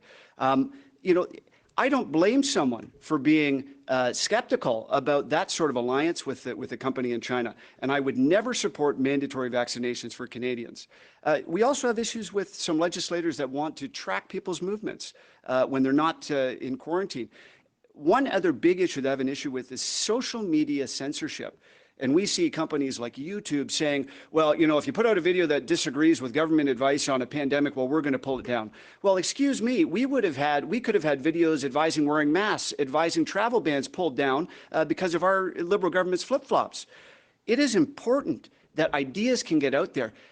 Public authorities can be wrong. Let me say that. The World Health Organization, other people of authority can be wrong. We believe that as Conservatives. We always must question the government. Now, does that mean that that we need to believe all the all the different things that we hear? No, not necessarily. But it's a free society, and we cannot allow these social media companies to distort the truth. And we had great videos pointing out the origins of the virus and different types of things, even skeptical of different ways of counting that were pulled. And I'm against that. Full stop. Sharing of information is absolutely important, and we can do so at the speed of light now. We have the capacity to share information, which is why we should have been looking for other sources, not relying solely on the World Health Organization. We have an opportunity as a country now to brace ourselves if there is a second wave. But it also means taking steps to improve our economy, to pay for the necessities that Canadians will need in the future, to open up the jobs, to get people off a government assistance program and back into the workforce, to take full advantage of the advantages that we enjoy in this country, our massive natural resource capacity. The world is going to need food and it's going to need energy. and we have ample of both, and we can take care of our own people and also provide those necessities of life in other parts of the world, which will help in so many other ways. It'll help with the environment, it'll help with human health, lowering greenhouse gas emissions, partnering with countries who need our help, who are relying on us. This is also part of our responsibility to try to stop the outbreak of these pandemics where and when we find them. We have been a country that has been at the forefront of being a generous, thoughtful nation. We should have Taiwan in the World Health Organization, not standing in their way. We should be effectively advocating at the United Nations, not pandering to them. And frankly, we don't have time to try to reform the United Nations, as suggested by Mr. O'Toole. We need to actually reform our economy, MacKay, work in ways that we're going to be able to feed our people, employ our people, by holding work together your money to back. make our country I'm stronger now. going to let Mr. O'Toole respond to the comment made Mr. about MacKay, him. I've been saying for 4 years, you reform the United Nations by holding your money back. Other countries are starting to do that. I've seen UN failures on peacekeeping. We've had Canadian peacekeepers hurt mentally from UN corruption. Remember Rwanda. We've seen the World Health Organization corrupted. We've seen trading and scandals of corruption within the UN. The free countries of the world need to unite and say, we're no longer going to let the bad actors of the world run these institutions. We have to reform them. We've heard leadership from Australia on this, but Justin Trudeau was so obsessed with his vanity project for a Security Council seat that he put his own personal interest ahead of the national interest. So, Mr. MacKay, we need Canadian leadership now on the world stage. We need to restore our reputation. I've served our country overseas with our Navy and with our allies. Canadian leadership is needed to make these institutions better so they're not corrupt, so the world is ready next time. And I've So, demonstrated Mr. that leadership in We're going to go to Dr. Lewis. Speaking directly. Dr. Lewis. I believe that we have to look within. I believe that we should never again be in a situation where we are unprepared. That's why it's important for us to develop our manufacturing capacity, and we need an emergency preparedness strategy so that we're never found in this position again. We need to make sure that governments are responsible for our health and safety, and that they're in a position where we have confidence in their planning ability. We should not be caught off guard again, and we need to rediscover our manufacturing sector. And that's why we need to provide tax incentives for companies to be able to produce these essential equipment like respirators, like gloves, like masks. Those things should be produced within our country. And Dr. And Lewis, if we could do I not just have add those something? companies, Also, we have to make the sure World that we Trade, I have agree the with you. Thank you, Dr. enabling Lewis. capacity. We're going to go to Mr. Sloan. It's going to Okay, Mr. Sloan and then Mr. O'Toole. And I'm glad you raised essential service, because I was thinking of one myself. I was so sick of the fact that there was hundreds of people in Walmart, people out demonstrating, and yet our churches were closed. Churches, I think we can all agree, should be an essential service, and we need to get our churches open so that we can get back to worshiping like before. Thank you. Mr. O'Toole. I agree with you, Dr. Lewis. We can also reform the World Trade Organization so that bad actors like China aren't dumping steel and aluminum and displacing good Canadian jobs in Hamilton, in Kitimat, BC, in the Saguenay region of Quebec. We should be partnering to have free trade amongst free countries. Mr. MacKay seems okay with the status quo, not demanding better from the WTO, not demanding better from the UN. This is why it's time for a next generation of true blue leadership to make these institutions better, hold people to account, and don't allow bad actors of the world to game them. That's what happened with the WHO. Well, we need thoughtful ideas, and you're seeing a lot of this tonight. And it happens for us as a party when we're able to not attack each other, but attack the Liberals and focus our attention on presenting ideas.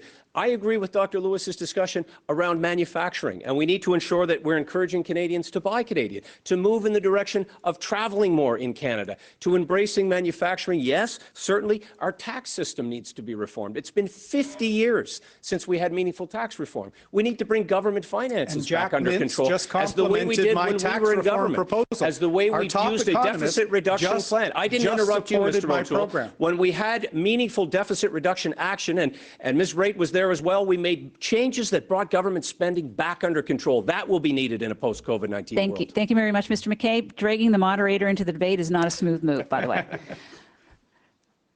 Candidates, we are now moving on to the 10th question, which you think is the last question, but we're throwing a little curveball at you tonight. There will be an 11th question, so don't put away your notes right away. We're going to move to the 10th question, please. My name is Toy from Edmonton, and my question to the leadership candidate is, what are your strategies to increase the party base, especially considering the millennials and the minority group? Thank you. Dr. Lewis, this one's to you first. You have 2 minutes. Thank you for your question. I believe that we need to expand our big blue tent, and we need to respect diversity of thought so that we can bring in new people into our party. We need to diversify, bring in new immigrants, reach out to young people, bring back the social conservatives, progressive conservatives, fiscal conservatives, libertarians, people who have left to the PPC party, bring them back in. And I feel that we need to focus on broadening our supporter base, looking at the urban centers, making sure that we can reach out to new immigrants, that we can reach out to people of color, and that we can bring them into the party. I'm the person that can do that. I feel that we also have to focus on our environment, because many people I have heard did not warm up to our party because of our environmental policies. I feel that our unity is our strength. I feel that we need to also focus on individuals who have left the party and who have gone to the other parties, such as the Green Party or the PPC. We need to bring those individuals back, and we need to reach out to diverse communities. I'm the only individual that I've worked in diverse communities on the grounds, in the grassroots, in urban centers, and I understand what it is to reach out to those communities. In 2015, when I ran in Scarborough Rouge Park, I had to bring in people from the most diverse riding in the country in a 4-week period. And I did that by reaching out, going, talking to people, relating to them, making sure that we go to the temples, we go to the synagogues, we go to the churches, we go to the community centers, and communicating with people in their niche, in their communities. Thank you, Dr. Lewis. Mr. O'Toole, 2 minutes to you. Thank you, Tui, for the question. And I agree with a lot of what Dr. Lewis said and look forward to working with her on that, as all Conservatives look to invite more young people into our movement and new first-time voting Conservatives. That's what I think we really need to do, particularly in the suburbs and cities of the country. I've won in the Greater Toronto area 3 times with an approach of building a great team and bringing new people who'd never voted Conservative. I also think we can bring former NDP voters, because they don't stand up for hardworking families anymore. They're social justice movements. NDP members were supporting the illegal blockades. So if you want to work and build this great country, you're welcome in our movement. Whether you've not voted for us before, whether you're a first-time voter, we have to reach out. I'm very proud that all the MPs under 40, or almost all of the MPs under 40 in our caucus, are supporting me and this vision to build and reach out with the party. And I'll tell you, young people and a lot of Canadians are getting tired of a prime minister who's all about socks and selfies. That doesn't help a small business owner in Brampton or Surrey who didn't qualify for some of the COVID plans the Trudeau government was late with and are now struggling on the edge of bankruptcy. That doesn't help Justin Trudeau's vanity projects, a student with increasing debt and now with high unemployment rates as a result of COVID-19. We have to show that a Conservative approach with ideas for the future and making sure people see themselves reflected in our commitment to liberty, equality, family, a strong Canada at home and around the world, I will make sure we grow our movement to win. That is what is key. And part of it is having a platform that takes the environment seriously, that shows we can balance building pipelines while respecting programs our provincial partners are doing on the environment, respect for human rights, a strong Canada at home and around the world. My Our Country plan has it all. Go to my website to see it all.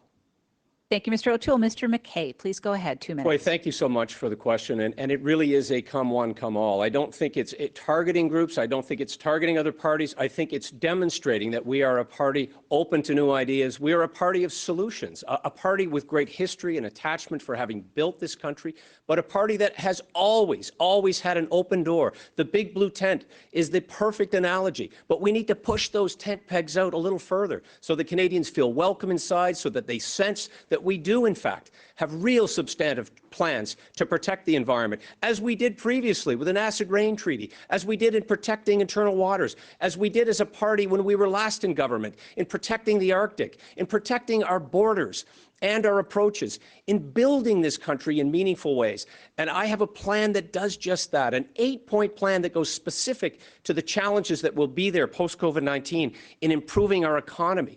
And that is where Conservatives do coalesce. We come together around the ideas of opportunity, of inclusion, of having the really difficult discussions as we've had tonight, as we have at our policy conventions, when we come together and we make decisions and we hash it out around the kitchen table, the way we do in the country, the way we do in the city. We want to be able to demonstrate in meaningful ways that everyone has a place in the Conservative Party, just as everyone has a place in Canada. Our young participant here tonight that asked us about why we wanted to be Prime Minister, that's why I want to be, I know it's Max, that's why we wanted to build this country for him, for my children, for everyone on this stage is a parent. And that is what motivates us to leave the country better than we found it, as our parents did. And so, Tway, this is very much my vision, to make sure that our country is strong, to make sure that our economy is functioning, to make sure that we're reputable in the world, that we stand behind what we say, that we get results. That is what is going to open our party up to forming government again. Thank you, Mr. MacKay. Mr. Sloan. Well, this question is what has motivated me in this leadership race, and it's something I've thought about significantly throughout the last election and leading up until today. And I believe it comes down to several things. The Conservative Party has to be known to be the party that has answers to every question that's facing Canadians. We can't just focus on the economy and liberal corruption. We need to have good conservative answers to housing, to poverty, to drug addiction. Young people like to do things. They like to do good. And if we can have plans that address these things in a conservative way, we don't need to borrow from the Liberals. We can have good conservative ways to actually reach out and help the crises we're seeing in society, whether it's the opioid addiction, whether it's our housing crisis. We can have good conservative answers to these. And when it comes to the environment, you know, we had a great environmental plan in our last election. And, you know, our marketing strategy was kind of like, you know, we're not going to say much about it. We're going to say that we have it. We need to distinguish our plan from the Liberal style of plan. Conservatives are not climate alarmists. Okay, we are good conservationists, and we need to say this is a great conservationist plan. It will actually help the environment. It is not going to deal with, you know, some random taxation scheme. It will actually be good for our environment, and that is how we can sell it. Free speech is a big seller for our younger generation. Look at Jordan Peterson. His opposition to Bill C-16, which I am also against, raised him into the stratosphere in terms of popularity with primarily young people. These are things that we should take seriously. Free speech in universities. I am behind a free speech plan in universities, and I would make funding contingent on rigid protection for free speech and free inquiry at our universities. And I've mentioned my social media plan. We're going to take them to task for banning people who may be conservative or have different ideas. I will take them to task for that. Thank you. Thank you, Mr. Sloan. We now have the floor open for 7 minutes. Candidates, please go ahead. I'm the only person here with a Master's of Environmental Studies, and I believe that the environment is a very, very critical part of our platform, of our ability to win the next election. And with the education in environmental studies, I have an authenticity that I offer and that Canadians can see because I've taken the time to get educated on this very, very important issue. I also have private sector business experience, and I realize that the anti-business policies that this government has pushed over the last 5 years, it is turning off a lot of business owners. We know that small and medium-sized businesses employ over 80% of the Canadian population. And so we need strong business policies that promote the businesses. I agree with what Mr. MacKay said about we're all here as parents for our children. And the environment is critical for our children and for voters. If we want to win in the suburbs of Canada next time, we have to have a real plan. I'm the only one that has a detailed, real plan, and I will work and partner with the provinces like Premier Kenney, like Premier Ford, And it's been disappointing to see Mr. MacKay attack that. We need to collaborate. The provinces are closer to their own economies. We saw how the carbon tax was unconstitutional according to a court in Alberta. I've been against the carbon tax since I was elected. I worked for a private sector employer that is leaving Canada before I was in politics because of the carbon tax. There are no carbon prices for states that we compete against. So the Trudeau government has made us less competitive, particularly manufacturing here in Southern Ontario. So I'm totally against the carbon tax, but I will support provinces that have an approach to get emissions down by working with large emitters. Mr. MacKay has supported a large emitter program before. Now he doesn't. If we're not clear on the environment in the next election, being a serious issue, we're not going to be able to get the pipelines built. We're not going to be able to get projects built in the north, our mines. We're not going to be able to partner with Indigenous and Inuit communities to bring Canadian resources to market. The most ethical, highest standards of legal, environmental, and Indigenous engagement in the world. Canadian resources should be the standard for the free world. Mr. MacKay, would you like to respond? Mr. MacKay is going to respond. Thank you, Lisa. Well, look, my plan not only involves environmental stewardship, which I think we all agree on, but also a plan to create jobs. It speaks of replacing coal as a source of energy. We have provinces, including my own in Nova Scotia, that still burn coal, and yet we're bringing energy into Canada, which is completely counterintuitive. We need to be making investments in carbon sequestration. We need to achieve further advancements in technology, but how do we pay for it? We pay for it by the export of clean, highly regulated, competitively priced oil and gas products that we can refine in New Brunswick and not have to bring around the entire continent through the Panama Canal. We absolutely need to be able to transport our energy, including hydroelectricity, out of the province of Quebec. To do that, we have to have meaningful consultation with provinces, with the private sector, with the Indigenous people of this country, and we need to get it done. We need to replace our dependence on any type of foreign energy and use the natural resources that we have at our fingertips, at our availability, that will create jobs, that will drive our economy forward, that will get people back to work in a post-COVID-19 world. But look, there's only one person on this stage who's talking about, and I quote, forging a national industrial regulatory and pricing regime across the country. That's Mr. O'Toole. It's in his document. He's tried to now withdraw it. He's also talked about how we are subsidizing the energy industry. What Mr. MacKay, you raised an issue, and I do have concerns about that, because the national regulatory pricing system, it does seem like it is a double tax, and in provinces like Alberta that is already paying a tax at the provincial level, this seems like an additional tax. I'm glad you asked that question. I also have problems with your policy, because you have given a 100% capital cost allowance to the manufacturing sector. What about the oil and gas sector? Why haven't you given that same capital cost allowance to the oil and gas sector? Well, they are manufacturing, Dr. Lewis, and so of course they would be eligible as well. Thank you, Dr. Lewis. I'm glad you've asked about this. My approach will respect provincial plans. I find it stunning that Mr. MacKay would suggest he would not support a plan put forward by Premier Kenney with respect to large emitters, or Premier Ford, where we're standing. That is exactly what you're suggesting, Mr. MacKay. I'm just going to jump in here. My approach to collaborate with provinces, they know their economies better than some bureaucrat in Ottawa. Except so we need to make Quebec sure without consultation, we have no federal carbon tax. Candidates, I'm going to Mr. Sloan right now. Mr. Sloan, and then back to Mr. MacKay. I'm going to just change the direction briefly here. We only have a couple of minutes left. I just wanted to say we have to also address certain things that happen within the party as well. And, you know, one thing that I believe sends people away, especially young people from the party, is when they feel that somehow the game is fixed. And I believe that our party is more open and fair and free than any of the other parties that exist right now. But I just want to say that I am 100% in favor of open and fair nominations. I won't be disqualifying anybody. I won't be putting any of my best buddies or my cronies in positions. It's up to the local members to decide. When it comes to leadership races, we've seen certain candidates get kicked out, Richard Decarie, Jim Karahalios. I'm against that. I believe it's up to the members to decide, and all of us here should be in favor of that. And I've heard, you know, different rumors about different people, and I don't know, Mr. MacKay, could you answer me on this?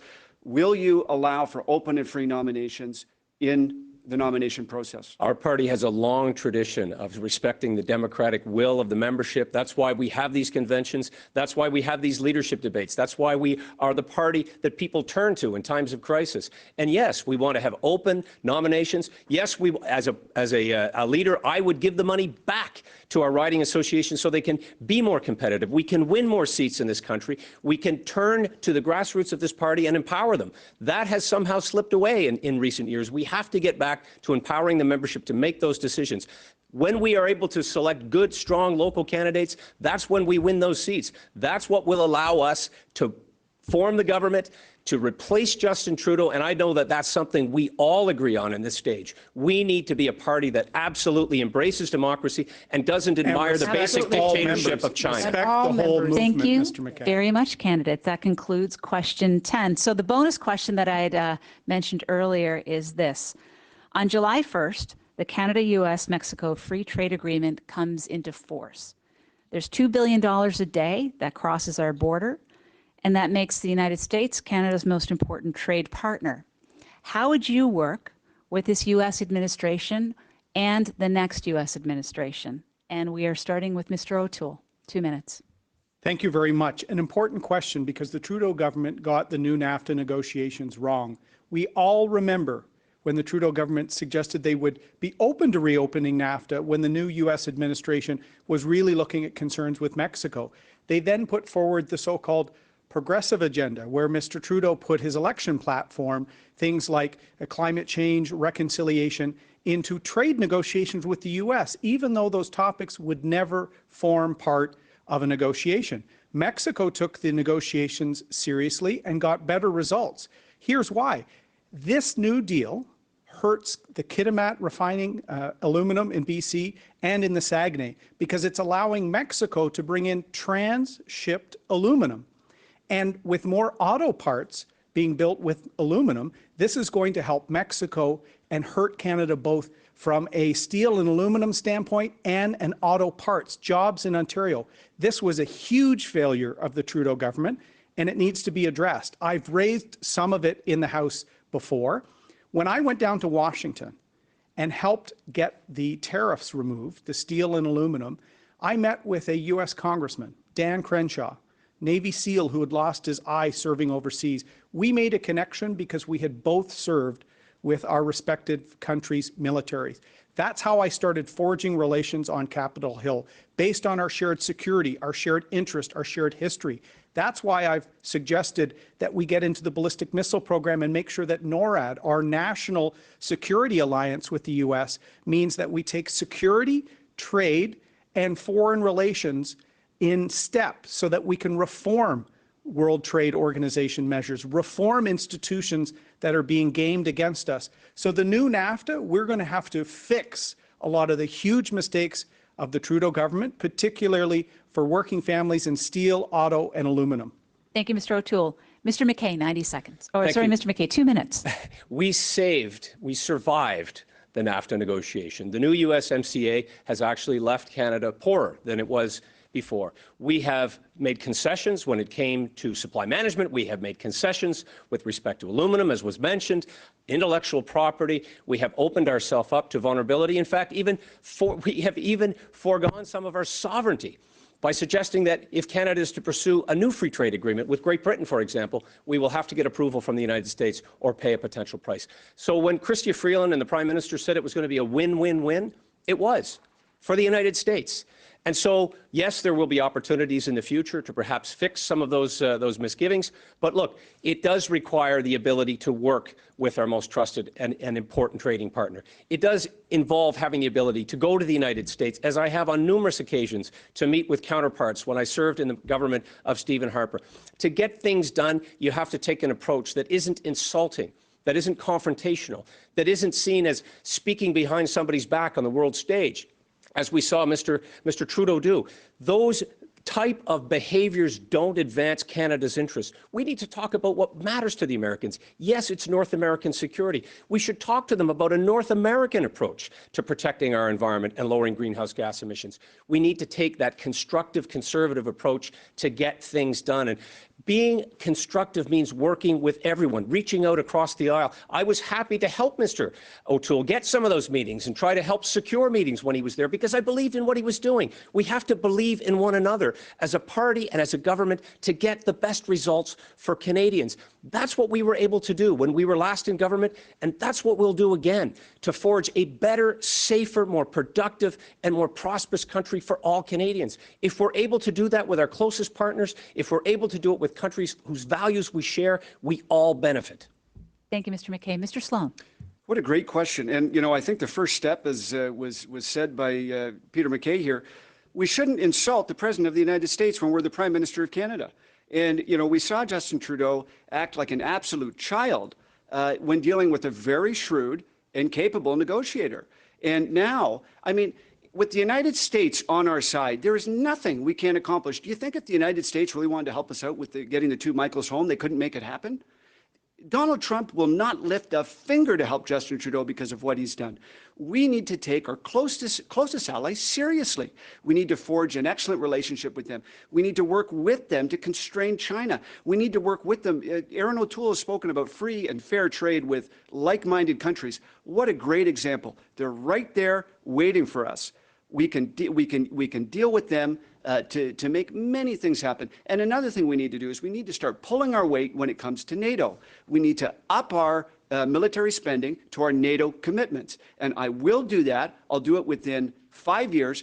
If we are pulling our weight and we're not seeing as just, you know, dragging on their support because we happen to live beside them, maybe they'll be willing to work together with us. Maybe they'll be willing to help us when it comes to exerting pressure on other countries. They are our greatest ally, and we, under this next government, which will be a conservative government, I know our relationship with the United States will be restored. And I'll go so far as to say I am confident that Donald Trump will defy the odds again and be the next administration. And when I am leader of the Conservative Party, I will give him a call and congratulate him. Thank you, Mr. Sloan. Dr. Lewis. Thank you.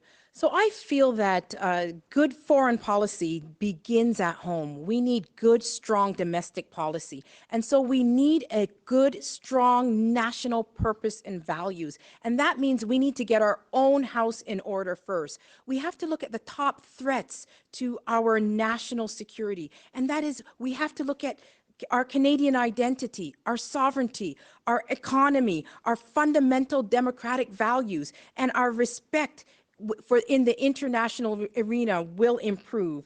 I also feel that we have to look at the unfair trade practices that we've seen, and we have transitioned from an amicable trade partner to an adversarial trade partner with many countries, and COVID has brought home that reality. Another reality that COVID has brought home is just that we cannot rely on any country, even our allies, because when it came to things such as respirators, which were essential, Mr. Trump decided that he was going to keep it for his own people. And that's a decision that he could make. But I never want to be placed in that decision again, where we are relying on our ally. We think that they will be there for us, and they fail us. And so what we need to do is we need to look at some of the U.S. protectionism mechanisms that they have in place, and we need to renegotiate our agreements on certain issues. And it doesn't matter who the president is, whether it's Donald Trump or someone else. We need to approach the president of the United States with respect, and we can build amicable trade relations and build bridges and restore the relationship with our best and strongest ally. Thank you, Dr. Lewis. 7 minutes now for open debate on Canada-U.S. relations. The Trudeau Liberals missed the boat on NAFTA, and they know that. Mexico got a better deal, so my new government, we will have to address the shortcomings in the NAFTA agreement. I worked on trade in the private sector and in government. We're also AWOL right now. The UK, Australia, and New Zealand, three of our closest allies, are talking about a free trade agreement. I've been talking about a CANZUC proposal with those countries to do more security partnership, exchanges with our military. I served alongside Kiwis, Australians, Brits. We need to do more with our closest allies. That is happening right now, and Justin Trudeau is AWOL. just coming off his failed UN bid. And this new NAFTA, Mr. MacKay, it doesn't restrict a trade agreement with a country like Great Britain or the UK. It's non-market economies. Why they added that to the deal was because the Trudeau government was too close to the Communist Party of China. They approved the ONET transaction. They approved the Hytera transaction, which was putting security of our Five Eyes at risk. So that's why the U.S. were so worried about the Trudeau pivot to China that they inserted that in there. It was a deviation of our sovereignty that I don't agree with, but it shows that our allies don't trust the judgment of the Trudeau government. Having served alongside our allies, they will trust an O'Toole government to get our national interest back on track, both from trade, commerce, and our role in the world. We need to restore our reputation. We need to absolutely look for new trade agreements and new opportunities for Canadian products to be sent abroad, to bring that return on investment back to Canada, to create jobs here, to create wealth and prosperity. And we need to demonstrate that we are a country that's serious. We're a country that cares about global security. We're a country that contributes to it. We are now number 20 out of 28 countries in NATO. We have seen our commitments decline when it comes to our military. We are at our lowest number of deployed Canadians in decades. And we're hearkening back to an era that was known as the Decade of Darkness by serving personnel. And yes, I congratulate Mr. O'Toole on his service. I served in a different way. I served our men and women in uniform as their defense minister for 6 years. I was proud to sit at NATO tables and to talk about how we were going to make contributions, to see our men and women do magnificent work as they did going to Haiti and responding to the emergency there, as they did in a very difficult mission in Afghanistan. And of course, we need to work with countries like the United States, but others as well. Others who believe in our country. We need to protect our Arctic sovereignty, and we need to do that in negotiation with the United States. Having a military that's ready to not only protect our borders, but also the away game and contribute to international peace and order and a restoration of global security, that's the country, that's the Canada, that's the military that we need. And America respects that, as do our closest allies, including the UK, Australia, and New Zealand. Having sat at those NATO tables as minister and having traveled as foreign minister, seeing how other countries respect Canada and turn to Canada and look to us, and having that diminished under Justin Trudeau was one of the saddest things that we've experienced in the last 5 years. We're no longer seen as that trusted, reliable ally, and that's why we need to get back to building our military capability and protecting our own sovereignty first. Mr. Sloan. Thank you.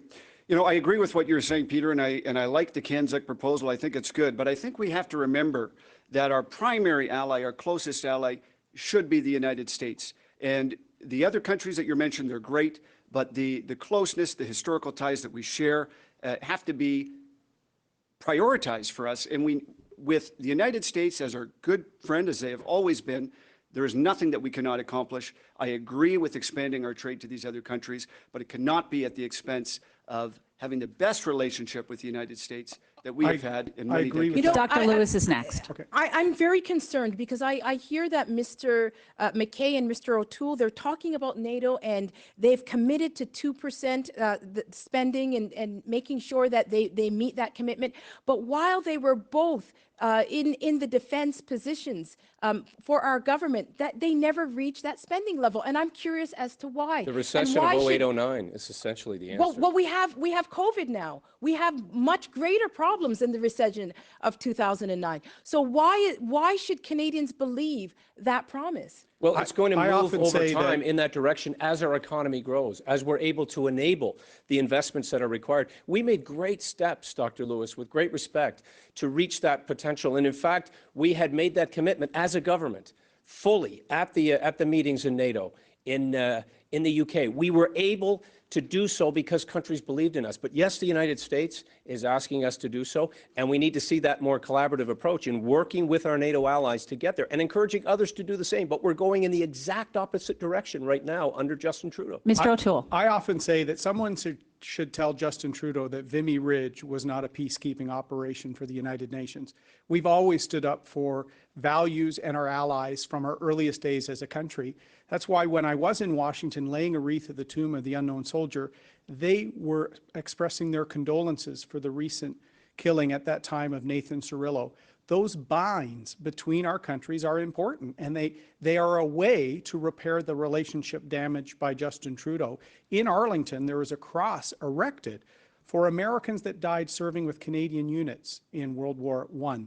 Those bonds are very important, and we need to use our deep personal, historic, trade, and security relations to not only improve relations, trade, and relations in North America. We need to do this around the world to realign trade and other institutions that have been gamed by bad actors, as I said, and make sure that the free countries of the world set the rules of the game. We don't let Mr. bad actors. I'm really concerned about you opening up the TPP to have discussions with Australia and New Zealand. I'm concerned about that on our supply management chain.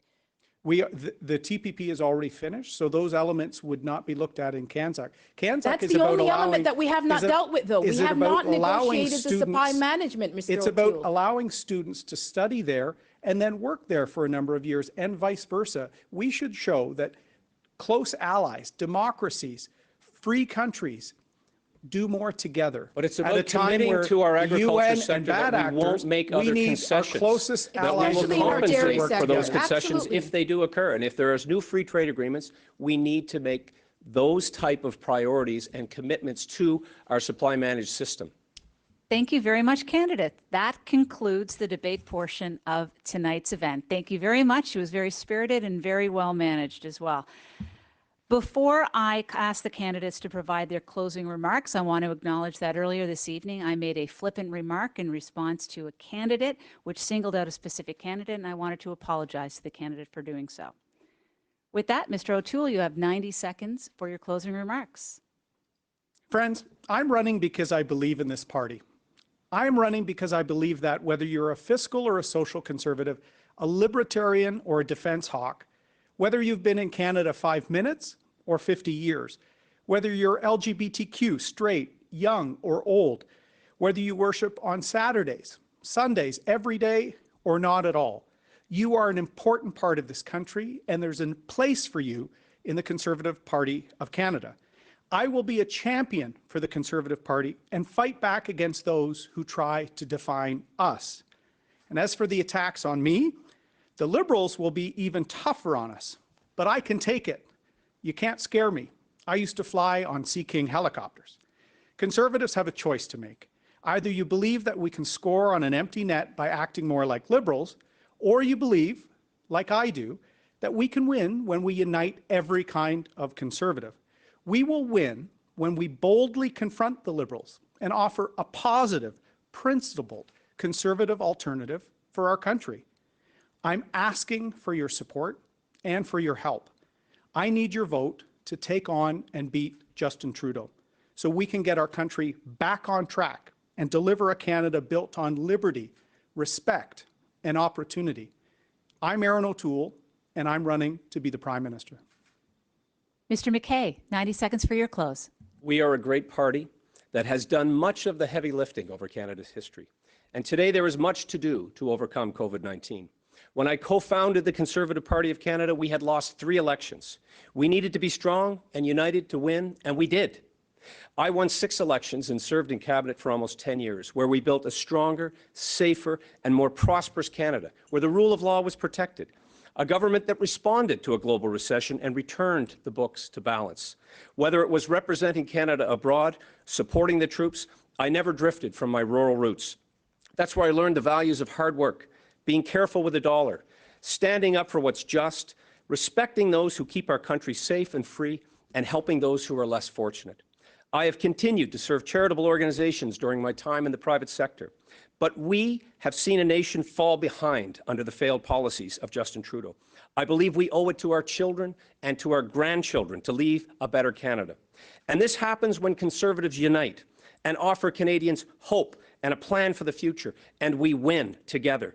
I encourage you to visit my website, petermackay.ca, to read more about my vision, including the 8-point jobs plan for Canada.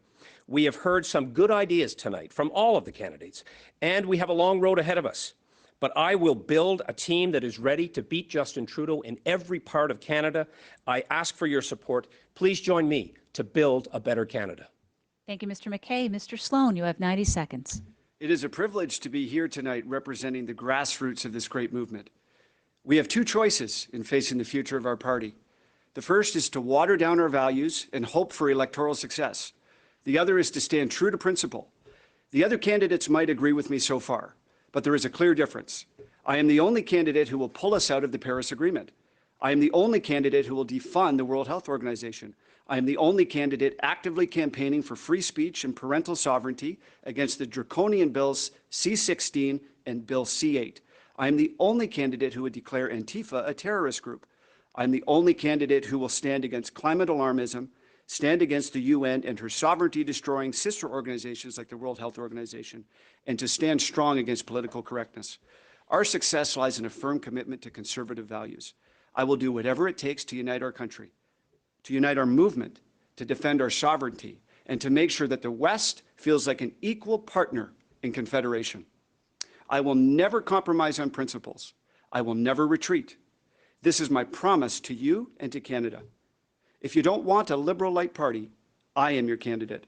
If you want a Conservative without apology to lead our party, I ask tonight for your vote. God bless you, and God bless Canada. Thank you, Mr. Sloan. Dr. Lewis, 90 seconds.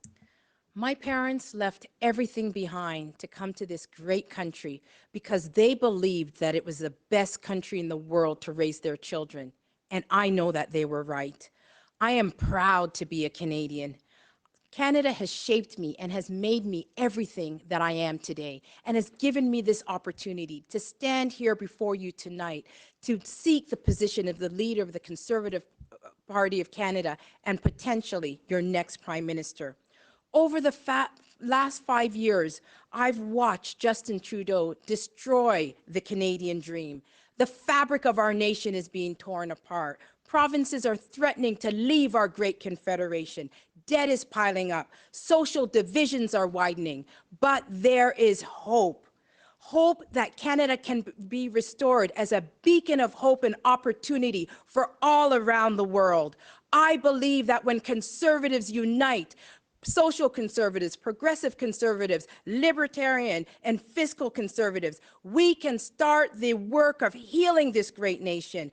COVID has pushed us to a turning point, but it is not the end. It is just the beginning of a stronger, more independent and self-sufficient nation, relying on our own manufacturing capacity, our own national resources. We can unite with the passion and the love and the freedom that knows that when we work together, there's nothing we cannot achieve. Our unity is indeed our strength. Thank you very much, Dr. Lewis. And thank you to all the candidates as this concludes our event. As a reminder to the media, candidates will be available in this studio starting in about 10 minutes for questions. I'd like to thank everybody at home who spent the time to watch our candidates discuss incredibly important issues to the Canadian public. I want to wish the candidates all the best of luck as this race continues, and I want to thank you very much for your service to our country. Have a good night. And that concludes this evening's Conservative Party leadership debate that was put on by the Conservative Party, moderated, as you can see, by former MP Lisa Raitt, also the chair of the Leadership Selection Committee, or the Leadership Committee for the Conservative Party. This is an expanded and extended edition of Power in Politics. I'm Vashi Kapelos. The four candidates just took to the stage for their first, last, only English debate before this summer's vote. A lot of different topics covered: the environment, the relationship with the United States, quite a lengthy debate at the end of the overall debate on that, COVID-19 and how each of the candidates would approach the economic recovery coming out of this pandemic. They also talked about systemic racism. A bit of a contrast, though, from last night's French debate, which particularly saw Erin O'Toole and Peter MacKay, thought to be the race's front runners, really go head-to-head. It was a bit more timid. I want to bring in Hannah Thibodeau because she is in Toronto. She was inside the debate room watching all of that take place, and I want to get her take on what she saw transpire. Hi, Hannah. Hi. Well, not physically inside the debate room. Yeah. It's just behind me. Just so because pandemic version there is a limit of 10. Yeah.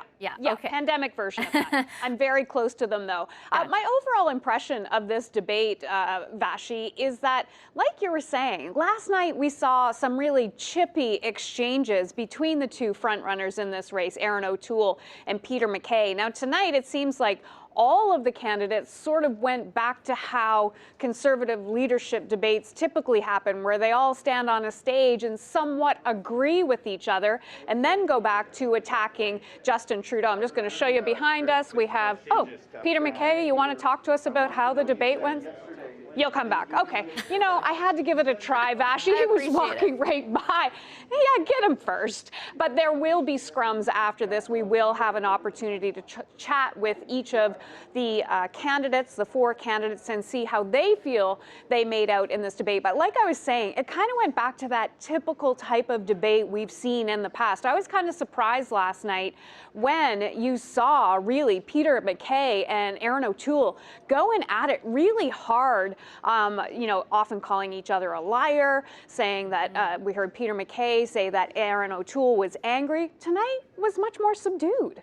Yeah, I want to give our viewers, as you mentioned, Hannah, a bit of a sense of what they have coming up. Each of the candidates, in about 10 minutes' time, is scheduled to hold what we call a scrum, so an media availability with reporters for about 10 minutes. Each of them will do that, and we're going to bring you those live as they happen. I also want to make sure, Hannah, that we outline for viewers that, you know, we didn't host that debate. There were no journalists involved, but we carried it so that people can really get as much information about the positions that these candidates are taking because they're running to lead the official opposition, right?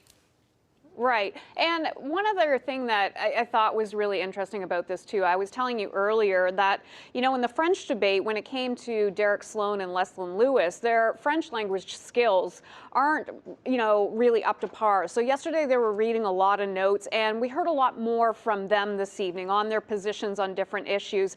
But, you know, part of it being a more subdued debate, too, is the fact when they were talking about the social conservative side of the party, there was a question posed specifically on that, but it was posed specifically to the social conservative candidates in this race.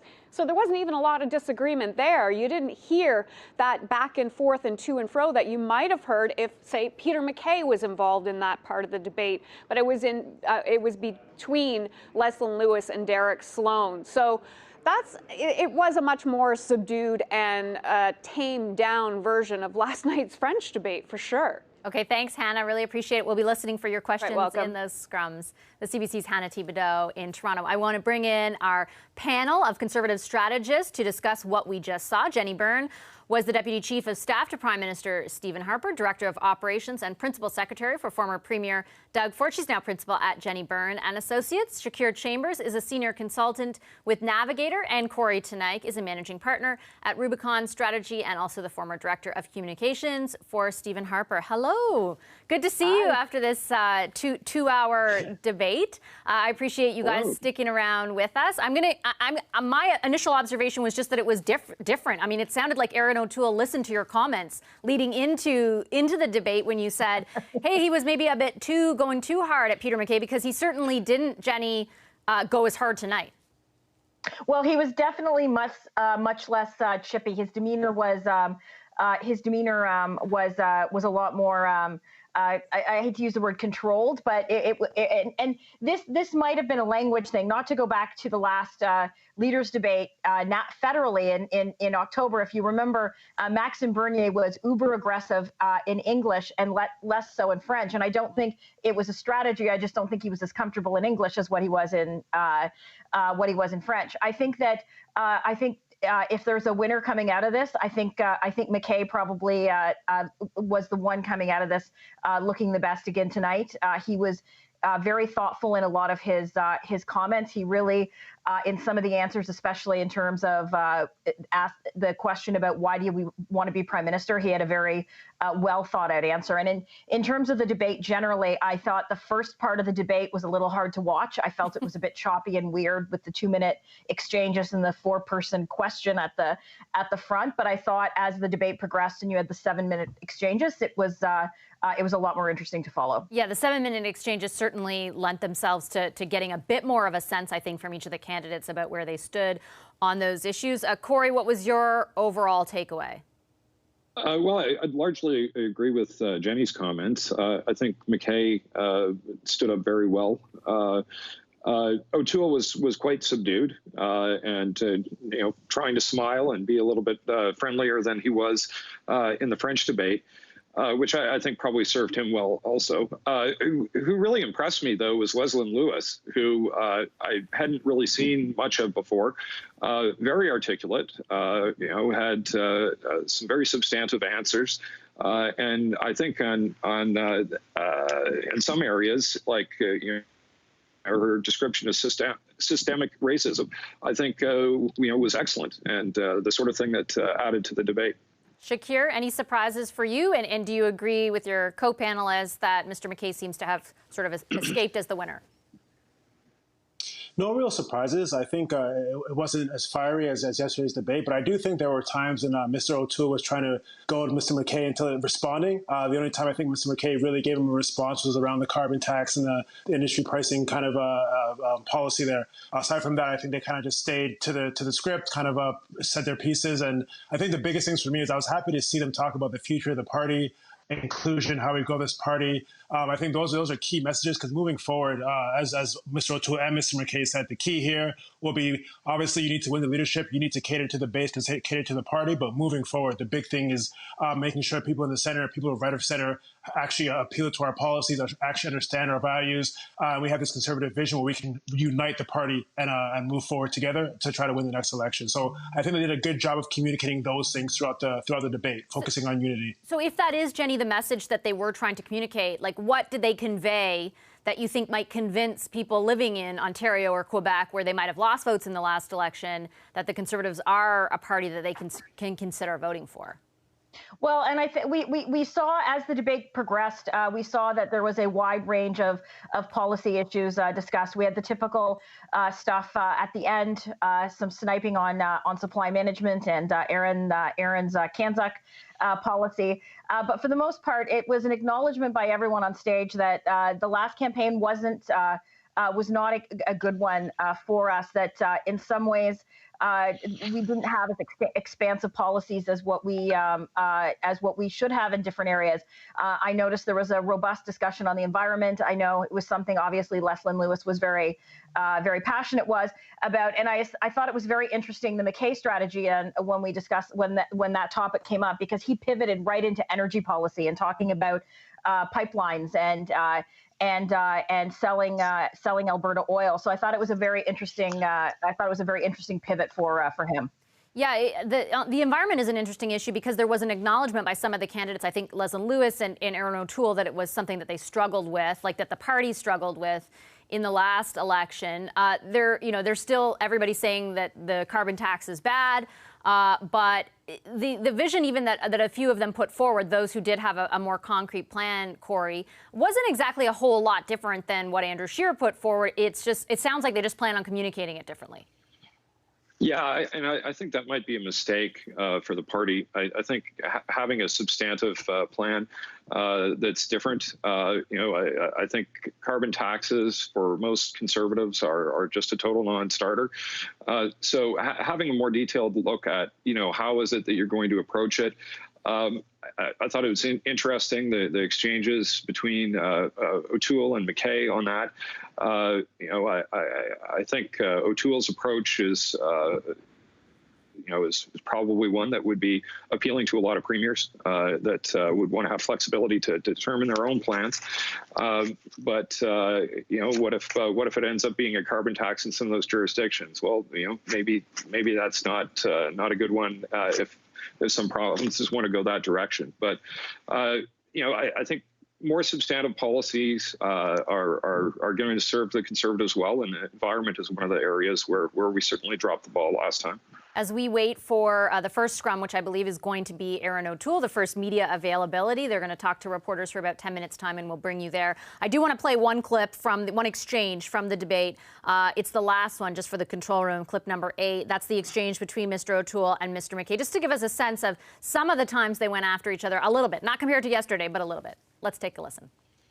Mr. MacKay seems okay with the status quo, not demanding better from the WTO, not demanding better from the UN. This is why it's time for a next generation of true blue leadership to make these institutions better, hold people to account, and don't allow bad actors of the world to game them. Okay, That's Mr. what MacKay, happened with the WHO. Well, we need thoughtful ideas, and you're seeing a lot of this tonight. And it happens for us as a party when we're able to not attack each other, but attack the Liberals and focus our attention on presenting ideas.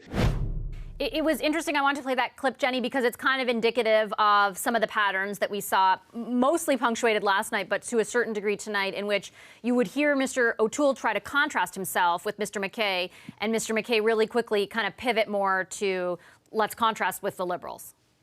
Yeah, and I think that was smart. I think that was very smart on the MacKay campaign. And at the end of the day, in terms of general policies towards the United Nations, Erin and Peter's positions are very similar. I know Erin did touch on that we should start withholding money from the WHO and the UN approach also that Derek Sloan had, and I know that there is a lot of conservatives that are very sympathetic to that position. That being said, I'm not sure how many are going to vote. Conservatives are going to even vote on that in a leadership race. But it definitely showed an actual strategy by MacKay's people, because whenever Erin would try to kind of draw Peter into to kind of an internal debate, to your point, Peter just pivoted right back to Justin Trudeau.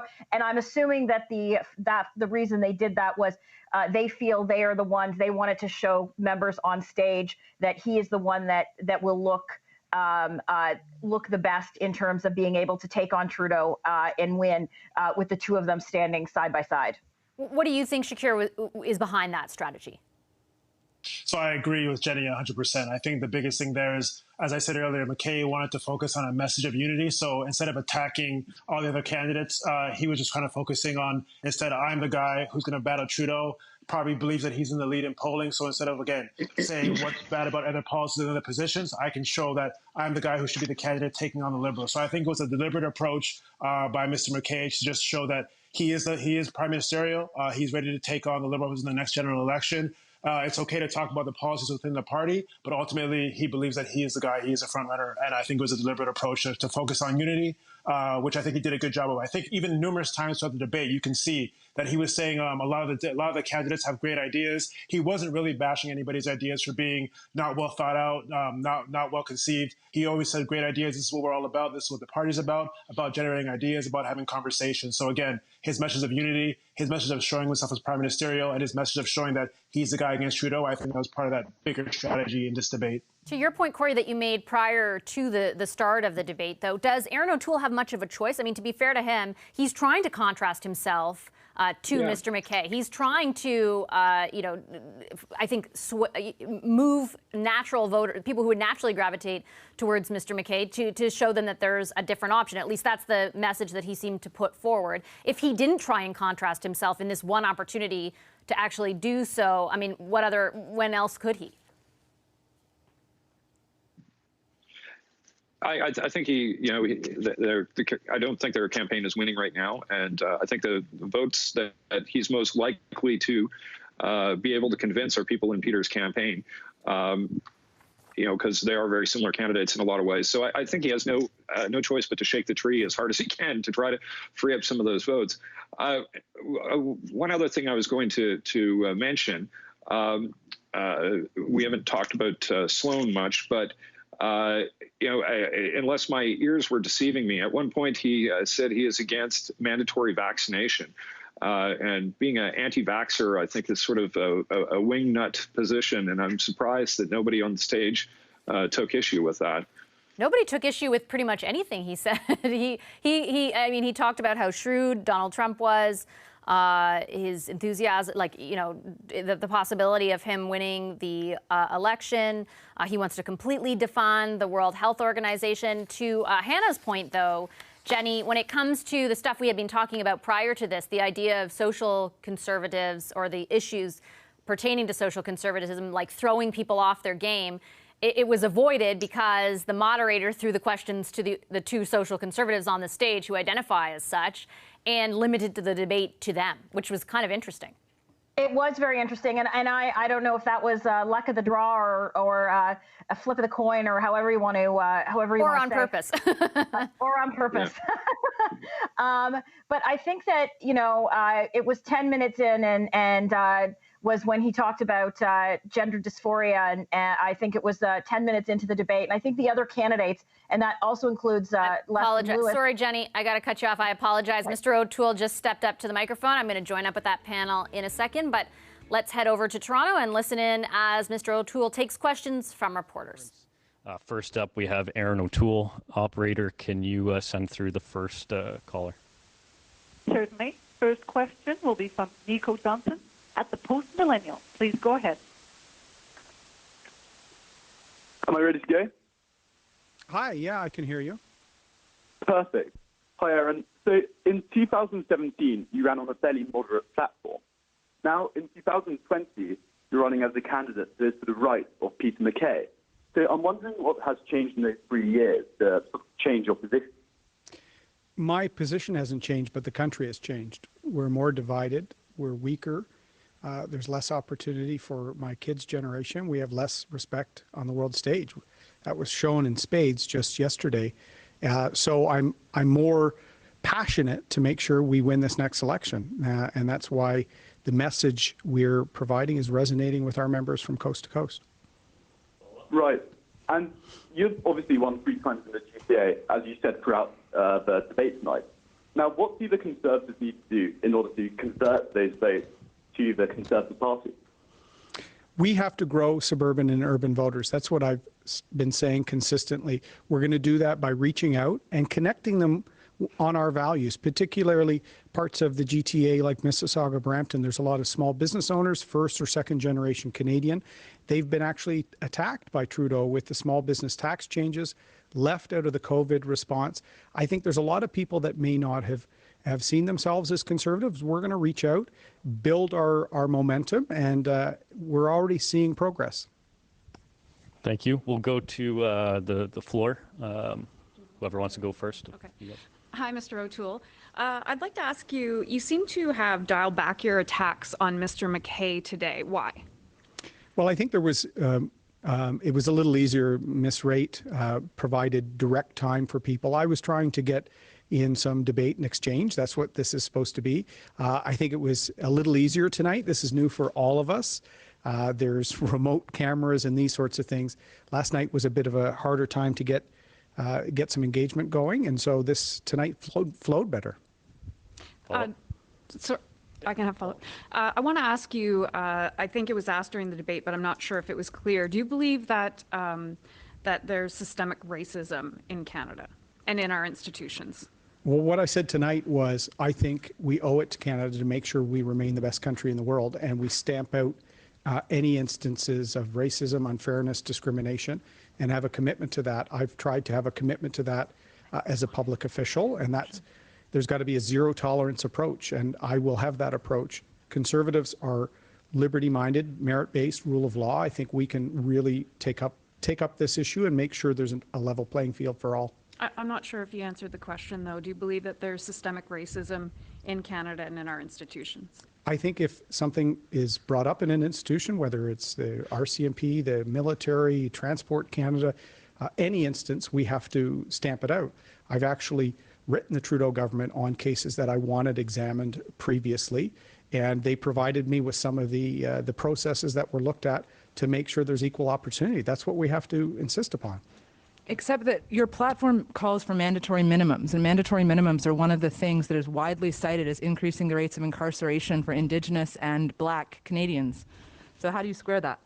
I square it by my mandatory minimum policies are very, very narrow. They're only for the most serious violent crimes or for trafficking in illegal guns. So these are very serious public safety measures, and I think society warrants a definite punishment, a clear signal that we're denouncing that conduct, and it's related to the action. And I think it will not only be in line with what Canadians expect, it will be something that I think will make our communities safer. But you still haven't answered the question, so I'll ask it a different way. How would you define systemic racism? Well, you could define it to me. I've said whenever we see an instance of racism, zero tolerance. And I've said when I've had a complaint from a constituent, I raise that with the department and learn the procedures for looking at it. So I think we have to make sure we have a zero tolerance approach from top to bottom. Okay, operator, we'll go back to the phone, please. Next question will be from Catherine Lévesque at the Canadian Press. Please go ahead. Oui, bonjour, Monsieur O'Toole. Good evening, Mr. O'Toole. We'll go back to French. I'd like to have you comment on whether you believe there is systemic racism in Canada.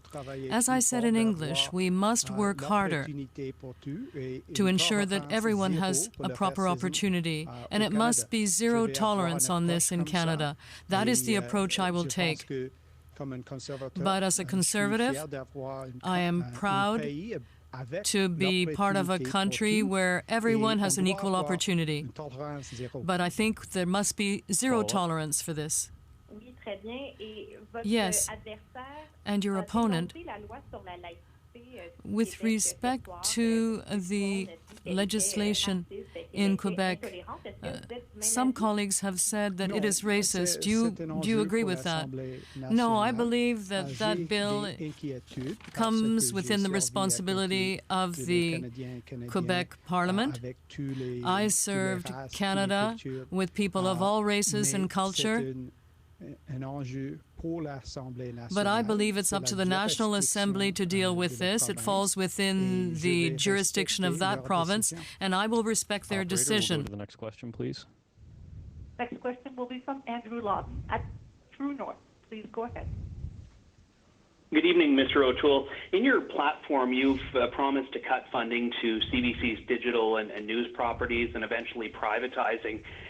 More broadly, do you think there's an anti-conservative bias problem in CBC or even in mainstream media more broadly? Well, I think we have to get our message out better, and I want to make sure we do that as a party. I won't speak to what I perceive. Sometimes I don't feel we get a fair shake, I'll be honest with you. But I think it's also time for us to modernize a state-owned broadcaster. In an age where there's apps, even the GEM app themselves, we don't need a crown agency competing with shrinking private sector dollars for advertising. So the public interest mandates for radio and linguistic services are critical. They're public interest. But for English television and for digital, they're competing with the private sector, and I think we need to minimize that. Follow-up. Shifting to the carbon tax, you've been very clear you want to repeal the federal carbon tax and not force one on provinces. What about in a reverse situation? Suppose that you're the Prime Minister, there's a Conservative government federally, but a province wants to put forward a provincial carbon tax. Would you allow that? We have to respect provincial jurisdiction if it's going to lower emissions. They're actually closer to their own economy than Ottawa is, and we saw that from the carbon tax challenge in Alberta courts. So I will respect provincial jurisdiction, and then federally, where we can come up with better regulations for transportation, make it more efficient, lower emissions, where we can partner with nuclear energy and carbon capture sequestration, pipelines for LNG. There's a lot of things we can do on top of what the provinces are doing. But an Ottawa knows best approach is an approach for the Liberals. I'm a bit surprised that Mr. MacKay is shocked that I'm going to respect what Premier Kenney or Premier Ford decides to do in their jurisdiction. Okay, we'll take a final question on the floor. I just want to clarify to make sure I'm accurate when I say this. When I ask if you believe there's systemic racism in Canada and in our institutions, I get the feeling the answer is no. There is racism in Canada, and we have to have a commitment to stamp it out. What we have to do now is come up with making sure there's measures that oversees the entire process. As I said, I've actually raised this issue as an MP on behalf of a constituent and asked the government about the process to ensure that there's opportunity for all, there's no limitations on advancement, and as I said, a zero tolerance approach. I think that's the way to approach it. And as Conservatives, I think it's part of our values, and so I'm committed to stamping it out. What about in the RCMP? That's something that's being examined right now, and I think the Commissioner is coming up with her proposal to look at what programs are in place now and what they need to do to make sure that there's public confidence in that important institution. I have confidence in the men and women that step forward to serve our country. That's a challenging job, no one is more upset by the terrible video from the United States than many of the law enforcement people I talk to. So we need to make sure that we work with them to have a zero tolerance approach. Okay, thank you, Mr. O'Toole.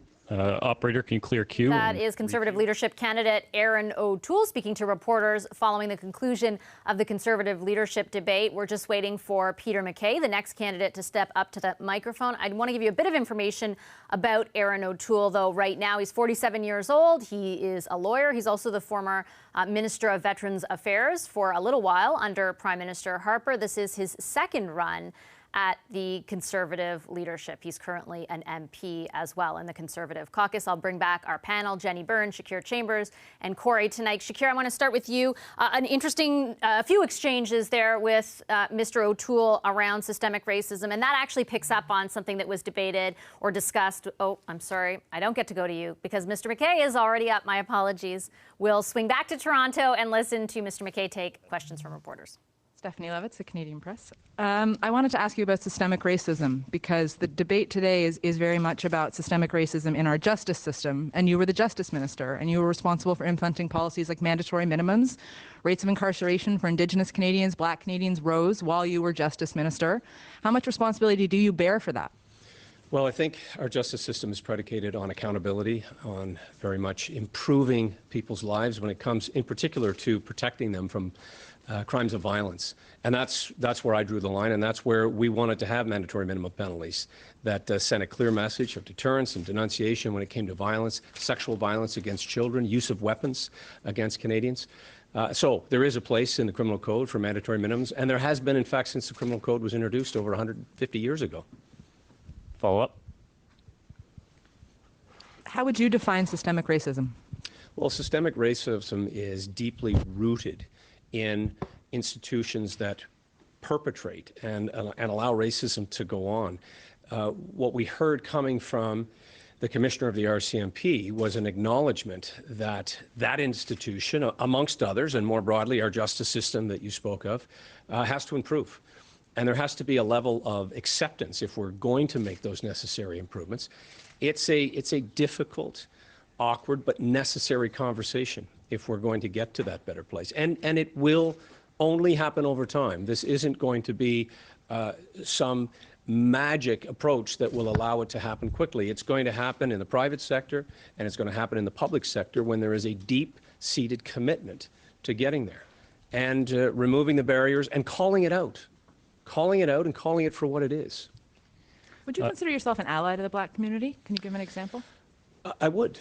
Absolutely. I mentioned tonight that I grew up in a town in Nova Scotia that was very segregated, and the province of Nova Scotia has had its own specific issues when it comes to racism.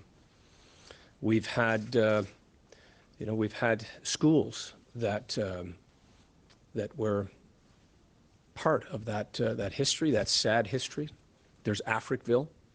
There's my community that I referenced with Viola Desmond, and there is still a road to travel.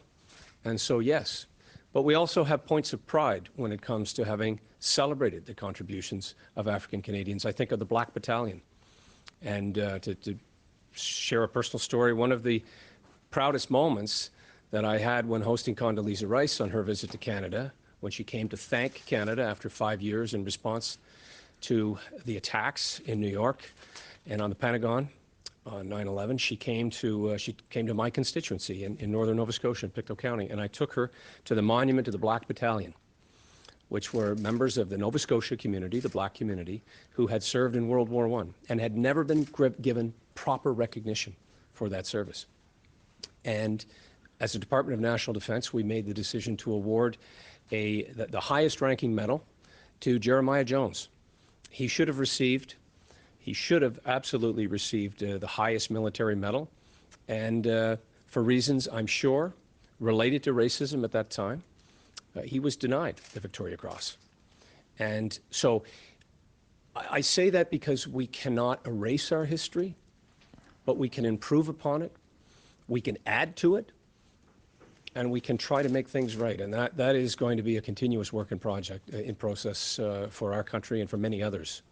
Operator, we'll take a phone question, please. Next question will be from Catherine Levi at the Canadian Press. Catherine? Oui, bonjour, Monsieur MacKay. Bonjour, ça va? Good evening, Mr. MacKay. Ça va bien, vous? Oui, merci. Yes, I'm fine. How are you? Yes, thank you. Au Canada, Do you believe there's systemic racism in Canada, and how can we combat it? Well, unfortunately, yes, I believe there is systemic racism in Canada, and everyone, all Canadians, must take an approach that will allow us to find solutions within our institutions, our justice system, and in the private sector as well. So this requires a collective effort in future, and all members of our party must make a real effort to recognize that this is an issue and one that requires everyone in this country making an effort to combat it. I think now we have an opportunity to have a national conversation, a real conversation, but more importantly, a conversation about solutions. And do you believe that the Quebec secularism bill is an example of racism, systemic racism? Well, we have seen issues within our justice system and our policing system, and now we have an opportunity to listen to members of the community and find solutions that work, not just platitudes or just symbolic gestures. What we need is to really open the door and have this difficult conversation on this very difficult issue. That is the only way to improve a system that did involve racism. Next up. Hi, Mr. MacKay. Hi. Hi. Do you agree with Mr. Sloan, who says that we need to be unequivocal supporters of Donald Trump? No. I don't think we need to be unequivocal supporters of any one person, policy, or place. We have to be thoughtful. We have to be always protecting Canadian sovereignty. Always, of course, in my estimation, as elected officials, we need to ensure that Canada's interests are protected. And we live in a very competitive world. We live in a very volatile time. And so for that reason, and certainly coming out of COVID-19, I think that there has been really, I see it as a positive, renewed sense of patriotism to protect Canada's interests. And that includes ensuring that our economy gets back on its feet, we make the necessary adjustments, but we continue to reach out and work with countries like the United States and other like-minded countries. Follow up. I'm going to try to ask two questions in one here to get. So in this debate, it seemed a less chippy than last night. You and Mr. O'Toole didn't seem to be kind of going after each other. That's one part. Why do you think that is? And then do you think there needs to be another debate? Well, tonight I was talking directly to Canadians, and I was talking about my ideas, my platform at petermackay.ca. I talked about the 8-point jobs plan. I thought it was a very helpful, thoughtful debate. I think everyone brought ideas and articulated them in a way that that helps build our party, that helps demonstrate the diversity and the inclusivity and the ideas and the thoughtfulness that we have within our ranks. And I think that this is a time for our party to continue down that positive path, that constructive path. I personally think that the bickering and the back and forth, it's a byproduct of competition, and it's a byproduct of people's desire to win. But I think that tonight's debate was a good tone, was substantive, and I think that you know, we shone a positive light on our entire party tonight. Another debate? I haven't heard anything about other debates. Would you want to take part? We've had lots of opportunities now through Zoom, through new technologies, through some of the limitations that we had to overcome here.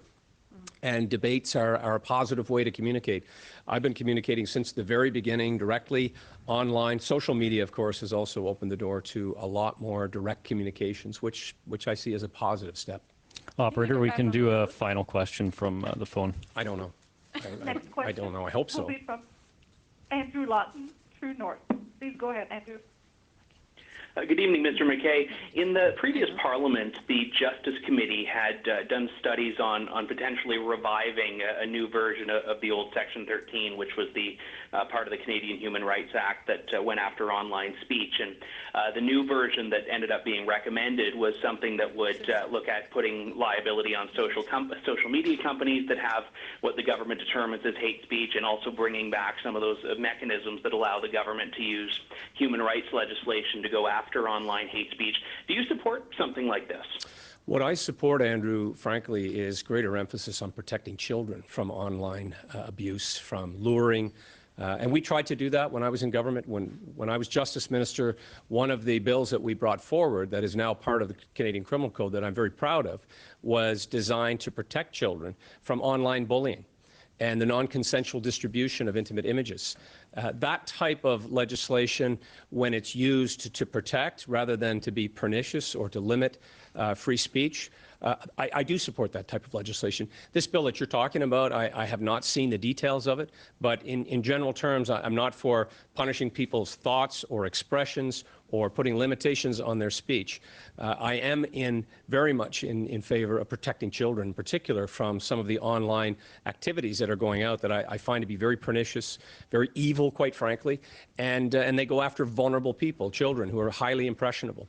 I also do believe on the same subject that we should be doing more to ensure that those big internet service providers have requirements to operate in Canada, to provide Canadian jobs, and to not be exempt from the taxation, quite frankly, that they are exempt from currently under the rules.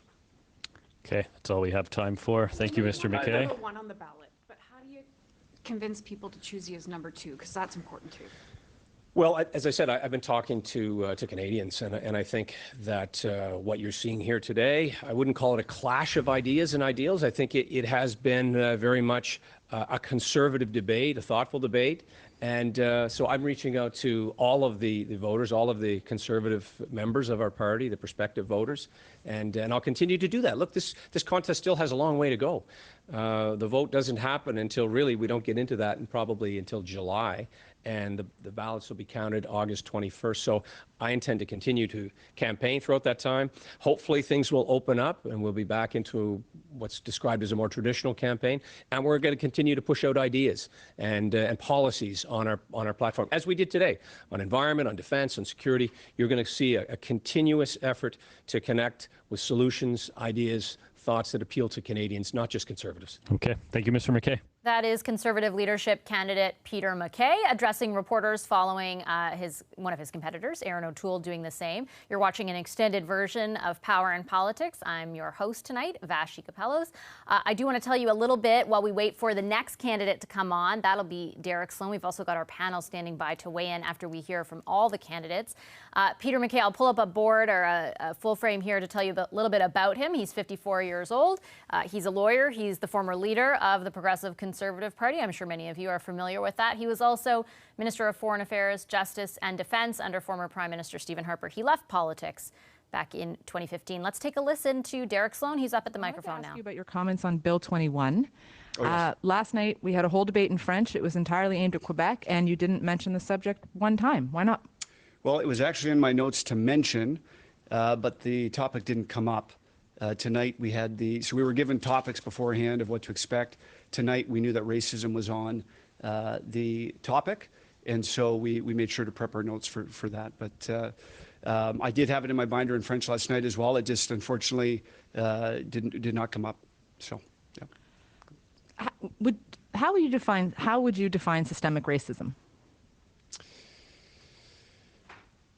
I would say systemic racism would be a structure or a law in Canada that treated people differently based on their race or their country of origin or their color of their skin.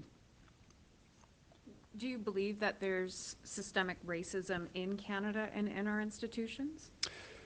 Well, according to the definition I gave, I focused on the structure, so the laws and so forth. I think what people typically mean when they're talking about systemic racism is the existence of racist people in our systems. And so I don't want to get bogged down with being too technical. I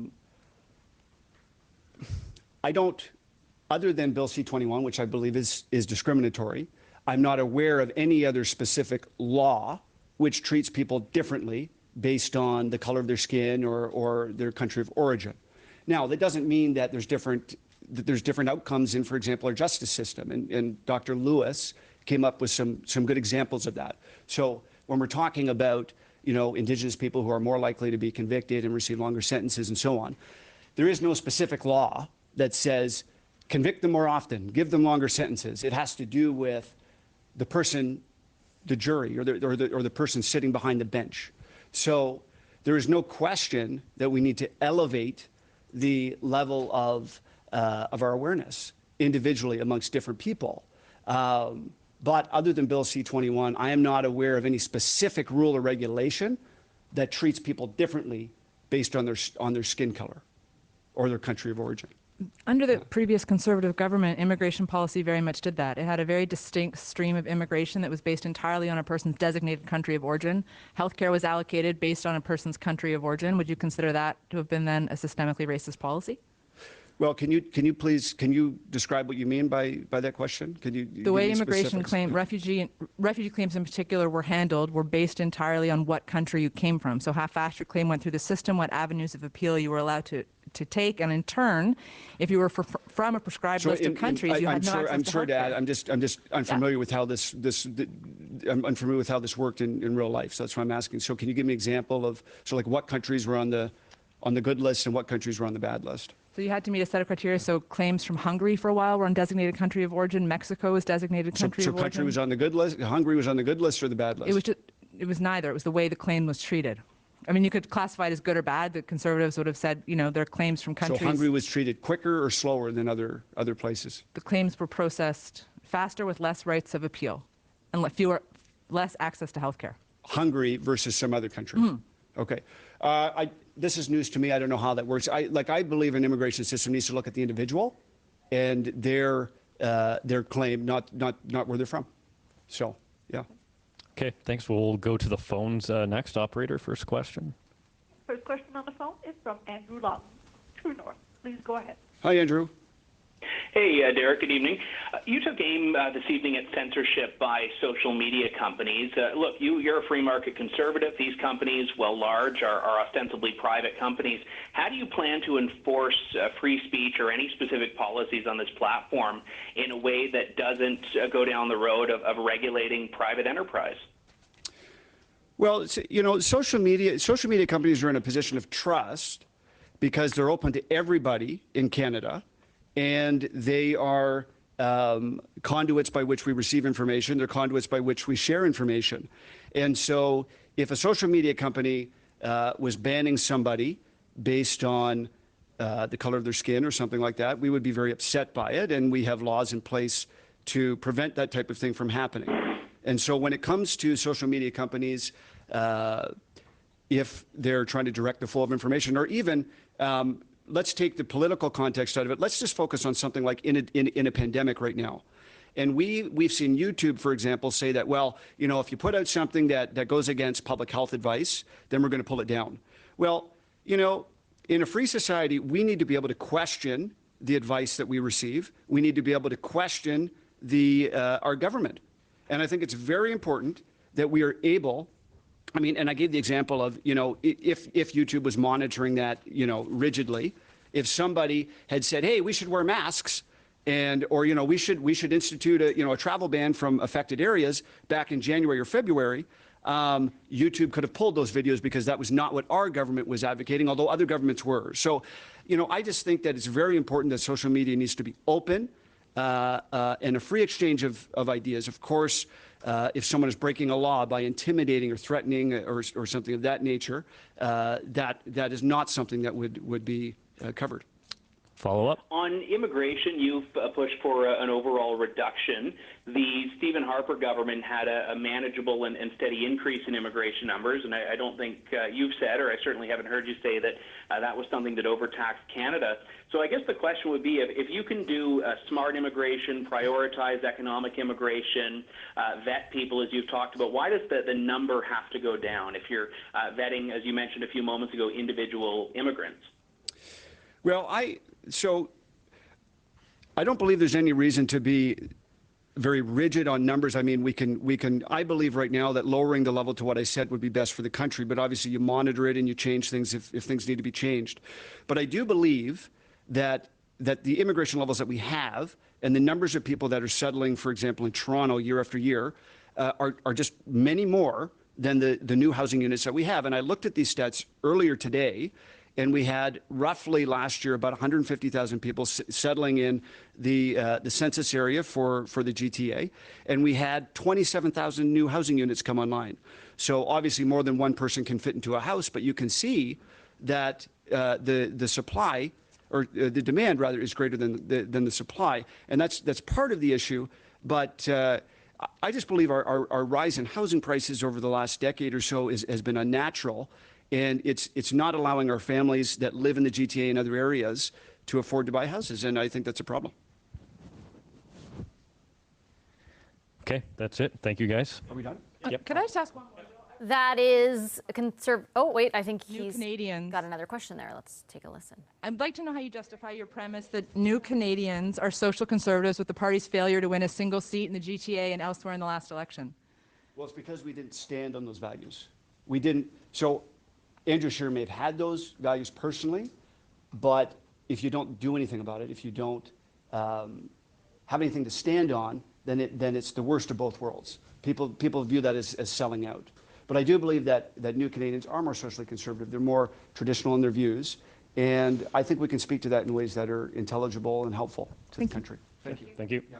Sorry, as I was mentioning, that is Conservative leadership candidate Derek Sloan. We were just sitting by and waiting for the final candidate to step up to the podium, Leslyn Lewis. All four candidates took part in the Conservative Party's English language leadership debate just over the past few hours. Last night they held their French language debate. I'll bring up some information now about Derek Sloan. He's 35 years old. He is a lawyer. He's a newly elected MP from Ontario. And as you heard there in his last answer, he does identify as socially conservative. There have been a number of different questions directed towards the candidates over the past 45 minutes or so, but the bulk of them have actually focused on one of the issues that we've been talking about much outside of this leadership race, but certainly that permeated the debate, and that is around the issue of systemic racism. Each of the candidates, for example, have been asked to define it. We know that about a week and a half ago, when the commissioner of the RCMP was asked to do the same, she got into some trouble by saying that she thought there were 15 to 20 definitions. A few days later, she reversed that position and said that, in fact, she should have said that there was systemic racism in the RCMP. Erin O'Toole, the first candidate to step up to the microphone there, did not outright say, or outright, when he was asked very directly whether he believed there was systemic racism, did not say that he did. He did say that he wanted to stamp out all racism, that he would do everything in his power to do so, and that there might be instances, or many even instances of it, but he would not say that it was systemic in nature. Peter MacKay, the candidate who came up next, took a different point of view. He did actually talk quite at length about his definition of systemic racism. He talked about some of the disproportionate outcomes on, for example, African Canadians, Black people in this country, in the justice system. He was also the Minister of Justice, and he got some good questions from my colleague Hannah Thibodeau, as well as my colleague at the Canadian Press, about that. And then you heard Derek Sloan there get a number of questions. His questions kind of all over the map, a few on the issue of systemic racism, but a number also on some of the policy positions he took. Most interestingly, he took a position on Bill 21 in Quebec, but didn't talk about it in the French debate. There's Leslyn Lewis. Let's take a listen in. Okay, our next final candidate is Leslyn Lewis. Operator will go to the phone. First question, please. Certainly. First question will be from Catherine Lévesque, Canadian Press. Please go ahead. Hello, Dr. Lewis. I just wanted to clarify, do you believe there is systemic racism in Canada?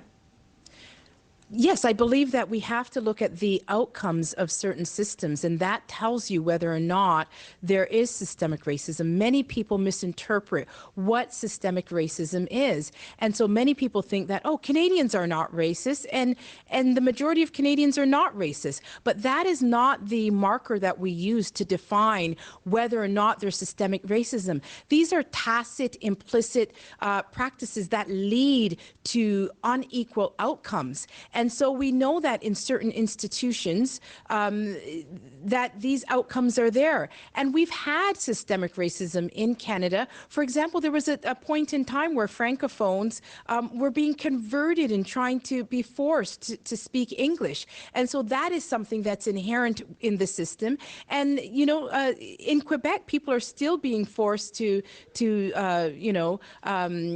not being represented in their language of choice. Now, that is not systemic racism per se, but it is a form of discrimination. And so we have to look at the outcomes rather than the individual intent. Follow up? Yes, and Derek Sloan mentioned Bill 21 in Quebec. So I was wondering if you consider this, well, it's not a bill, it's a law now, be an example of systemic racism. Well, I think it's very important that people, because of the Charter of Rights, we do have the right to practice our religion in accordance with our beliefs and values. And I think it's important that people are able to practice their religion in an outwardly manner if it doesn't interfere or impede with anybody else's rights. Okay, we'll go to the floor for a question. Hi, Stephanie Levis, the Canadian Press. I wondered if you could just reflect a bit personally. You're a black woman and you're up on the stage with 3 white men listening to them talk about, justify or deny the existence of systemic racism in Canada and what that looks like through your eyes. Well, I actually didn't see their race, and I didn't think that it was relevant to the discussion. I think that what is relevant is getting the message out there. And unfortunately, this message has come about because of the unfortunate death of a man at the hands of law enforcement, and it's led to a lot of protests. And I think that when we see protests, it's really pent-up frustration that people have been trying to communicate certain things for a long time and nobody was listening. So it's very hard for people to hear that other people believe that there's systemic racism because they've seen unequal outcomes, and those outcomes are within the system. And so for the average Canadian feels very hurt because they know that they themselves aren't racist, and so they become defensive and they start to say, no, there is no systemic racism, because they're not interpreting the proper definition of what systemic racism is. They believe that there has to be some nefarious and malicious intent on behalf of the person, and that doesn't have to happen. We could just have systems in place that lead to peculiar and unbiased and biased outcomes. And it's up to us as Canadians and as conservatives who we believe in equality of opportunity. It's up to us to say, okay, if people are asserting this, then let's look at it and see if we can make our systems better, because we live in the greatest country in the world, but I think we still have an obligation to make it better. Follow up. You said during the debate that what was required sort of to end systemic racism was to aim for the equality of outcomes. Is that what you meant, that you think everyone should have the equal outcome? No, not at all. I'm talking about the equality of outcome in the system. So, for example, if a Indigenous person is charged with an offense or commits an offense and a white person commits the same offense, both of them should be charged. But if one person is charged over the other, then that's the outcome that I'm talking about. As a conservative, I believe in personal responsibility. I believe that people can change their futures. I do not believe in a complete control by the system. I believe that individuals have the ability to, as free agents, to impact on systems and to change. And even when systems are skewed and they're disadvantaged, perseverance and hard work could still have you push through. So I do believe in personal responsibility, but that doesn't absolve the fact that if we have imperfect systems, that we as a society have to work towards improving them. Okay. Operator, we'll go back to the phones, please. Next question. Next question will be from David Menzies at Rebel News. Please go ahead. Yes, hello, ma'am.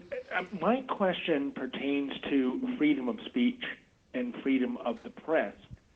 Namely, as the leader of the Conservative Party or even Prime Minister, would you allow all journalists into press conferences, and would you also ensure that bureaucratic entities such as the Commissioner of Canada Elections would not go after authors who write books critical of the government?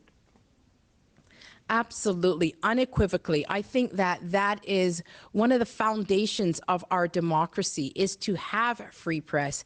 And I set an example of that because my very first interview was with Rebel Media, and that was for a particular purpose, because I know that they had not been very active in interviewing people in the party. And so I wanted to just to open the door and to let people understand that I believe in free press. And, you know, sometimes the press is not always, you know, nice to us, but it is their right. It's a part of our freedom of expression, and it's a cornerstone of a free society. Follow up? Yeah, and Ms. Lewis, I'm also curious on the firearms file. We just recently witnessed a staggering gun grab by the Trudeau Liberals, in which some 1,500 firearms will be made illegal in the next 2 years. This was done as an order in council, and it has offended many Conservatives who are law-abiding gun owners. Would you reverse this move if you were indeed to become Prime Minister? Well, I think the most important part of firearms legislation is to make sure that it adheres and upholds public safety.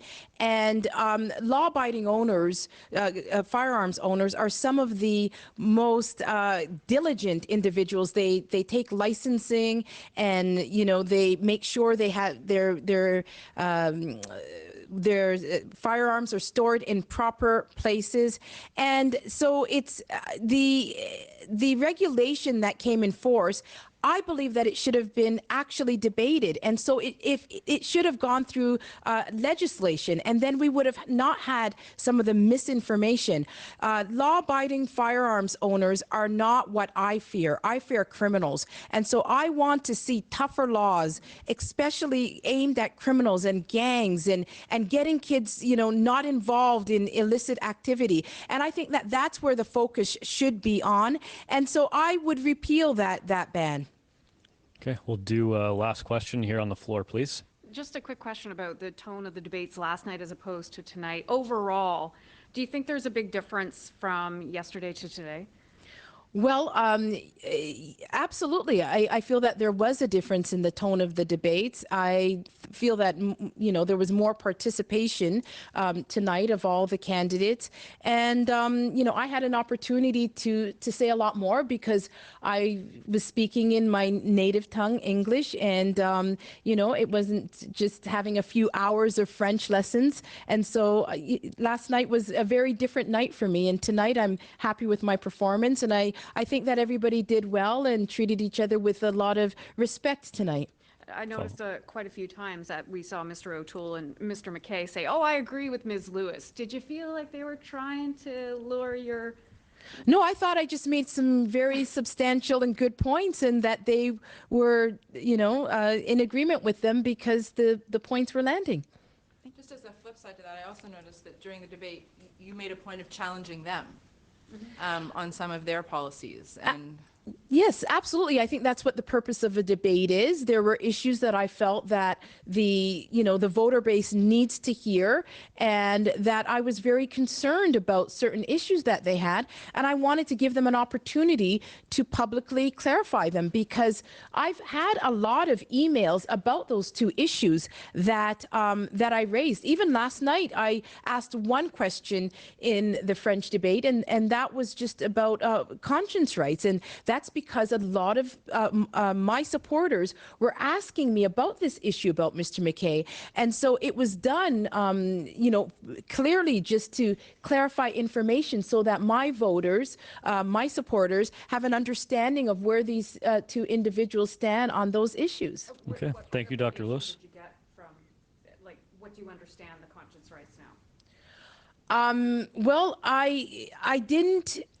I actually received further emails saying that it wasn't clarified, that it was that they thought it was just MPs and they wanted to know about cabinet ministers. And unfortunately, I didn't have that opportunity to seek that clarification again tonight, which I would have done because the voters are asking about it. It's very, very important issue to them.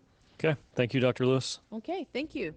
That is Leslyn Lewis. She is the final candidate for the Conservative leadership race to step up to the microphone. As you can see, we heard from all four of them this evening. I want to pull up a quick bit of information about Miss Lewis because we did that for all the other candidates. She's 49 years old. She is a lawyer. She's the first Black woman to run for the Tory leadership. And as you just heard her describe, she does identify as socially conservative. She and Derek Sloan both do. That did not end up factoring into tonight's English language debate to the degree that it ended up factoring into last night's French debate. As you heard there, my colleague Hannah Thibodeau did ask Peter MacKay if he thought there might be another debate, and at this point, there didn't seem to be an indication there would be. The Conservative leadership race will take place over the rest of the summer. It's going to be very different than outside of this pandemic it normally would have been. In fact, everyone will be sending in their mail-in ballots, and it should be towards the end of August that an outcome is determined, but they don't even know the way in which they're going to announce it at this time. There certainly will be no convention or anything like that. We'll have more coverage of this throughout the evening and into tomorrow on CBC News Network and on our show, Power in Politics. But that does it for us tonight. A big thanks to our power panel, Jenny Byrne, Shakir Chambers, Corey Tonight. Have a great evening. This is Power in Politics.